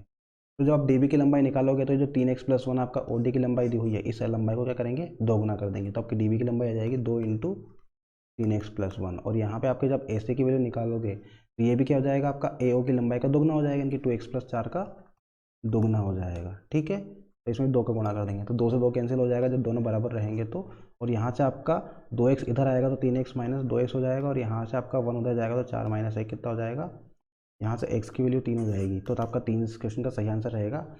ये आपके ऑप्शन गलत दिए हुए, इसमें से आपका एक भी आंसर नहीं रहेगा, इसका आंसर सही रहेगा वो 3 रहेगा। ठीक है, यहाँ पर हमने इसके जो आंसर थे वो गलत दिए हैं, तो इसका जो आंसर रहेगा वो 3 आएगा अपना, ठीक है। तो एक्स की वैल्यू कितनी आएगी, 3। अगला क्वेश्चन देखते हैं। अगला दिया हुआ है आपको फिगर दिया हुआ है, चित्र दिया हुआ है। इसमें आपको बोला गया है कि जो ए बी है वो समानांतर है सी डी के, और एंगल ए बी ओ दिया हुआ है आपको 100, यानी कि ए बी ओ कितना दिया हुआ है आपको 100 डिग्री दिया हुआ है। कितना दिया हुआ है 100 degree. Angle O C D दिया आपको, ओ सी डी यानी कि ये एंगल दिया हुआ है कितना 110 डिग्री दिया हुआ है। तो आपको पूछा है कि बी ओ सी, ये बी ओ सी एंगल क्या रहेगा, ठीक है, ये आपसे पूछा गया है, ठीक है। तो इस क्वेश्चन में क्या करेंगे अपन, इस क्वेश्चन में जो आपको ए बी लाइन दी हुई है इसको अगर हम बढ़ा दें, यानी कि इस लाइन को हम इस साइड आपका और बढ़ा दें तो कोई इफेक्ट पड़ेगा क्या, कोई इफेक्ट नहीं पड़ेगा। वैसे अपन जो सी डी लाइन है इस सी डी लाइन को भी और बढ़ा के इस साइड कर देते हैं तो कोई इफेक्ट नहीं पड़ने वाला, ठीक है। अब देखो ये आपका जो एंगल है ए बी, इसको ना अपन दे देते हैं पॉइंट ई नाम दे देते हैं, ठीक है। तो जो ए बी ई एंगल है अपना यानी कि 100 डिग्री एंगल, या फिर ए बी ओ जो एंगल है अपना, ए बी ओ जो एंगल है कितना दिया हुआ 100 डिग्री। तो यहाँ देखो ये आपका एक जेड वाला पैटर्न बना रहा है, ठीक है, अल्टरनेट एंगल वाला पैटर्न बना रहा है। अल्टरनेट एंगल कैसे होते हैं अपने, जेड की फॉर्म में होते हैं। इसमें ये जो एंगल रहता है वही आपका एंगल ये वाला हो जाता है, यानी कि ये आपका 100 और ये भी कितना हो जाएगा 100 डिग्री हो जाएगा। और आपको पता है कि एक समानांतर एक लाइन जो होती है, एक लाइन कितना डिग्री का कोण बनाती है अपना 180 डिग्री का बनाती है। तो यहाँ देखो ये जो आपकी बी ओ लाइन है, ये बी ओ लाइन आपका टोटल यहाँ से लेके यहाँ तक की बात करें तो कितना बनाएगी 180 डिग्री का कोण बनाएगी।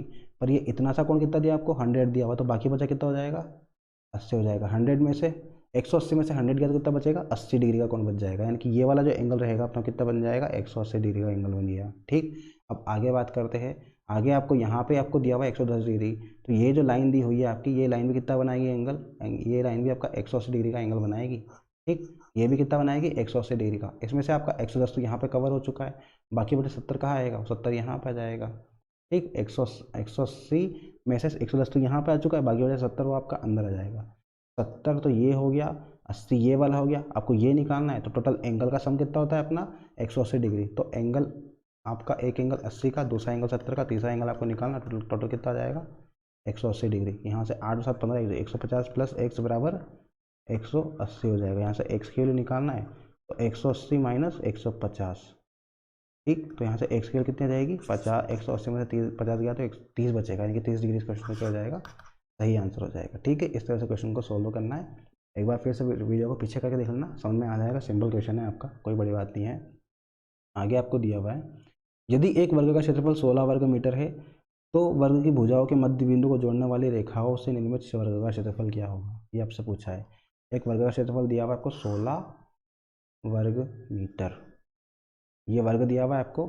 इसमें आपको वर्ग का क्षेत्रफल कितना दिया हुआ है 16 वर्ग मीटर। वर्ग का क्षेत्रफल कितना होता है आपका ए स्क्वायर की वैल्यू कितनी दी हुई है 16 दी हुई है। तो यहाँ से ए की वैल्यू कितनी आ जाएगी, ए की वैल्यू आपकी 4 आ जाएगी, ठीक है। ए की वैल्यू कितनी आएगी, यहाँ से ए की वैल्यू 4 आ जाएगी। तो यहाँ पे भुजा की जो लंबाई हो गई वो 4 4 4 और 4 हो जाएगी। आपको बोला गया है कि वर्ग की भुजाओं के मध्य बिंदु, वर्ग की भुजा कौन सी है, ये है अपनी, इसका मध्य बिंदु ये रहेगा, इसका मध्य बिंदु ये रहेगा, इसका मध्य बिंदु ये रहेगा, इसका मध्य बिंदु ये रहेगा। इन चारों बिंदुओं से बनने वाले एक वर्ग फिर से बन जाएगा आपका, ठीक है। इन चारों बिंदुओं को मिलाएंगे तो क्या बनेगा आपसे फिर से एक वर्ग बन जाएगा, ठीक। अब आपसे पूछा है कि ये जो नया वर्ग निर्मित हुआ है इस निर्मित वर्ग का क्षेत्रफल कितना होगा, आपसे पूछा गया है, ठीक है। तो देखो भुजा की लंबाई कितनी दी हुई थी 4 दी हुई थी। आपको यहाँ पे बोला गया कि ये जो बिंदु है कौन सा बिंदु है, ये मध्य बिंदु है, यानी कि जो भुजा की लंबाई 4 है ये आपकी 2 भागों में टूट जाएगी, ये तो 2 हो जाएगी और ये भी कितनी हो जाएगी 2 हो जाएगी। मध्य बिंदु बोला है तो ये 2 हो जाएगी, ये भी 2 हो जाएगी, ये भी 2 हो जाएगी, ये भी 2 हो जाएगी, ये भी 2, ये भी 2 हो जाएगी, और इस तरह से ये भी आपका 2 2 में टूट जाएगी, ठीक। अब देखो अगर हम बात करें ओनली इस एंगल की, यहाँ से लेके यहाँ तक की अगर हम बात करें तो ये आपका क्या बन रहा है 90 डिग्री का एंगल बन रहा है, यानी कि इसकी बात कर रहे हैं अपन। ये बन रहा है अपना 90 डिग्री का। यहाँ पे आपको लंबाई दी हुई है 2, यहाँ भी 2 दी हुई है। आपका क्या बन रहा है समकोण त्रिभुज बन रहा है, यानी कि राइट एंगल बन रहा है। तो राइट एंगल में क्या होता है आपका, अगर आप इसकी वैल्यू निकाल लो, ये वाली लाइन की वैल्यू अपन निकाल लेते हैं तो अपना इसकी जो भुजा इस अंदर वाले वर्ग की क्या आ जाएगी भुजा मिल जाएगी आपको, ठीक है। तो आपको यहाँ से x की वैल्यू निकालना है, यानी कि ये कर्ण की वैल्यू निकालना है। तो कर्ण का वर्ग बराबर लंब का वर्ग प्लस आधार का वर्ग लगा देंगे यहाँ पे। तो कर्ण का वर्ग यानी कि x का वर्ग बराबर लंब का वर्ग यानी कि 2 का वर्ग कितना हो जाएगा 4, आधार का वर्ग वापस 2 का वर्ग 4, तो 4 हो जाएगा कितना हो जाएगा 8। यहाँ से एक्स स्क्वायर की वैल्यू 8 हो जाएगी, तो एक्स की वैल्यू कितनी हो जाएगी 2√2 हो जाएगी, ठीक है। एक्स की वैल्यू कितनी आ जाएगी 2√2। तो इसकी जो भुजा की लंबाई आ गई वो कितनी आ गई 2√2 अपनी आ चुकी है। अब भुजा की लंबाई 2√2 आ चुकी है, आपको क्या निकालना है, इस वर्ग का क्षेत्रफल। तो भुजा आपकी दी हुई है ए बराबर दिया हुआ है 2√2, ठीक, ए बराबर क्या दिया हुआ है 2√2 आपका दिया हुआ है। तो आपको निकालना है ए स्क्वायर यानी कि भुजा का वर्ग। भुजा का वर्ग कितना हो जाएगा आपका, त्रिभुज वर्ग का क्षेत्रफल हो जाएगा। तो 2√2 का स्क्वायर हो जाएगा यानी कि 2 का स्क्वायर 4 और √2 का स्क्वायर 2, 4 में कितना हो जाएगा 8 वर्ग मीटर। इस क्वेश्चन का आ जाएगा सही आंसर 8 वर्ग सेंटीमीटर। ऑप्शन नंबर 20 का सही हो जाएगा। ठीक है, आगे बढ़ते हैं। आगे आपको दिया हुआ है क्वेश्चन, इसमें बोला गया है कि राज ने 10% वार्षिक साधारण ब्याज से 5,000 रुपये का ऋण लिया। उसने उस धनराशि को 15% वार्षिक चक्रवृद्धि ब्याज की दर पर अन्य व्यक्ति को दे दिया। 2 वर्ष बाद उसे क्या होगा। तो उसने क्या किया, 10% वार्षिक साधारण ब्याज की दर से उधार लिया है। ठीक है, 10% की दर से उसने साधारण ब्याज की दर से उधार लिया। साधारण ब्याज में क्या होता है, साधारण ब्याज में जो दर रहती है अपनी वो सेम रहती है, यानी कि पहले साल भी 10 लगेगी, दूसरे साल भी क्या लगेगी 10 लगेगी। तो पहले साल और दूसरे साल दोनों की मिला कितनी हो जाएगी 10 + 10 20% हो जाएगी। ठीक है, दोनों साल उसकी कितनी हो जाएगी 20% हो जाएगी। अब हम बात करें चक्रवृद्धि ब्याज की।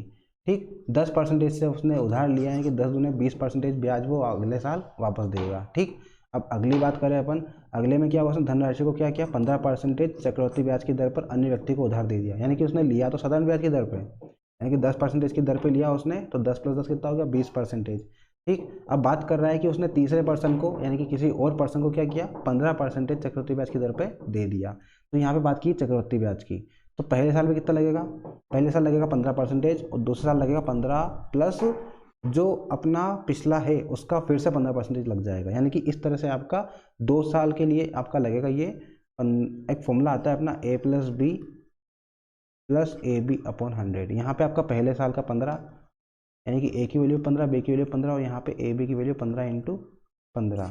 नेट प्रॉफिट नेट परसेंटेज निकाल रहे हैं अपन, तो नेट परसेंटेज निकालने का जो फॉर्मूला होता है अपना वो ये होता है। ठीक है, नेट परसेंटेज निकालने का फॉर्मूला क्या होता है अपना a+b/ab/100। ठीक है, ये आपका नेट परसेंटेज निकालने का फॉर्मूला होता है।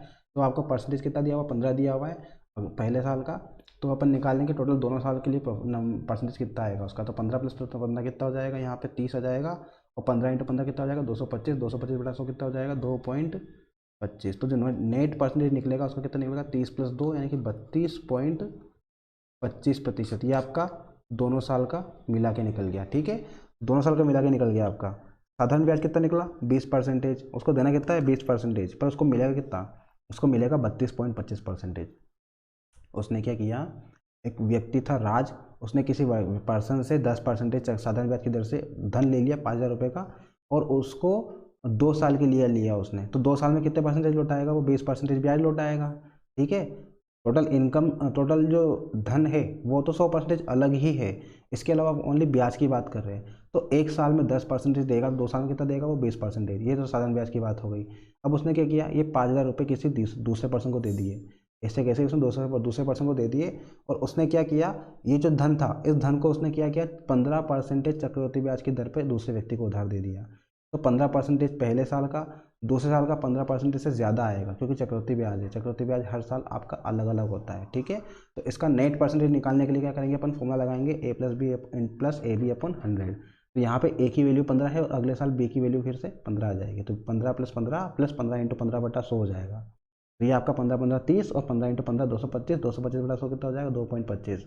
तो 30 + 2.25 तो आपका 32.25 हो जाएगा। तो टोटल अगर चक्रवृद्धि ब्याज की बात करें तो कितना मिलेगा उसको 32.25, यानी कि उसने प्राप्त कितना किया 32.25% प्राप्त किया, और देना कितना है 20% देना है। ठीक है, उसने 32.25% तो प्राप्त किया है और देना कितना है 20%। तो उसका प्रॉफिट कितना हो जाएगा, यहाँ पे जो बचेगा वो सारा कितना रहेगा उसका प्रॉफिट रहेगा। ठीक है, उसने क्या किया 5,000 रुपये का 32.25% धन तो प्राप्त किया है और 5,000 रुपये का 20% उसको देना है। तो अपन क्या निकालेंगे, इसका नेट ओवरऑल जो लाभ मिलेगा उसको परसेंटेज में वो कितना मिलेगा, वो मिलेगा उसको 0.25 वैसा का वैसा, और 32 में से 20 गया तो कितना बचा 12, यानी कि 12.25% का उसको क्या मिलेगा ओवरऑल फ़ायदा हो जाएगा। 12.25% का उसको क्या मिलेगा प्रॉफिट मिल जाएगा। अब 12.25% आपका प्रतिशत में आया है, आपको निकालना है पेमेंट में। तो पेमेंट कितना था अपना 5,000 रुपये था, 5,000 रुपये कितना निकालेंगे 12.25% निकालेंगे। प्रतिशत हटाओगे तो डिवाइड में क्या आ जाएगा 100, और ये पॉइंट हटाओगे तो वापस से क्या आ जाएगा डिवाइड में 100। 2 0 से 2 0 कैंसिल, 1 0 से 1 0 कैंसिल, 5 से एक बार कटेगा, 5 से 2 बार कट जाएगा। तो आपका बचा ये 1225/2 कितना हो जाएगा, 2×12, 2×1=2, 2×2=4 और 0.5, तो 612.5 इसका क्वेश्चन का क्या हो जाएगा, सही आंसर। तो 612.5 आपका ऑप्शन नंबर फर्स्ट में दिया हुआ है। ठीक है, बिल्कुल सिंपल है, आपको भी ऐसे ही करना है एग्जाम में। आपको ना तो कोई कैलकुलेशन करनी है, ना कोई फॉर्मूला लगाना है, बस एक बार आप इस मेथड को समझ गए तो आप कैसा भी क्वेश्चन आसानी से कर सकते हो। ठीक है, तो क्या करेंगे, 10% का 10% का साधारण ब्याज से कितना हो जाएगा, 20%, और चक्रवृद्धि ब्याज से कितना हो जाएगा, 15 का 32.25%। माइनस करेंगे तो 12.25% फायदा मिलेगा उसको, और 5,000 का 12.25% निकाला होगा तो अपना आंसर आ जाएगा 612.5, ऑप्शन नंबर फर्स्ट। ठीक है, तो ये अपना लास्ट क्वेश्चन था आज के वीडियो का। आज का जो ये पेपर था अपना, ये पूरा कंप्लीट हो चुका है। इसमें लगभग 65 से 70 क्वेश्चन के आसपास अपन ने इसमें किए हैं। तो आपको ये वीडियो पसंद आया होगा और सारे क्वेश्चन समझ में आ गए होंगे। जिस क्वेश्चन में आपको फिर भी डाउट लग रहा है, आप कमेंट बॉक्स में बताइए कौन सा क्वेश्चन है आपका, उसको हम नेक्स्ट वीडियो में कवर कर लेंगे, यानी कि आपका डाउट क्लियर हो जाएगा। ठीक है, तो मिलते हैं नेक्स्ट वीडियो में, तब तक के लिए ध्यान रखिए अपना। Thank you guys.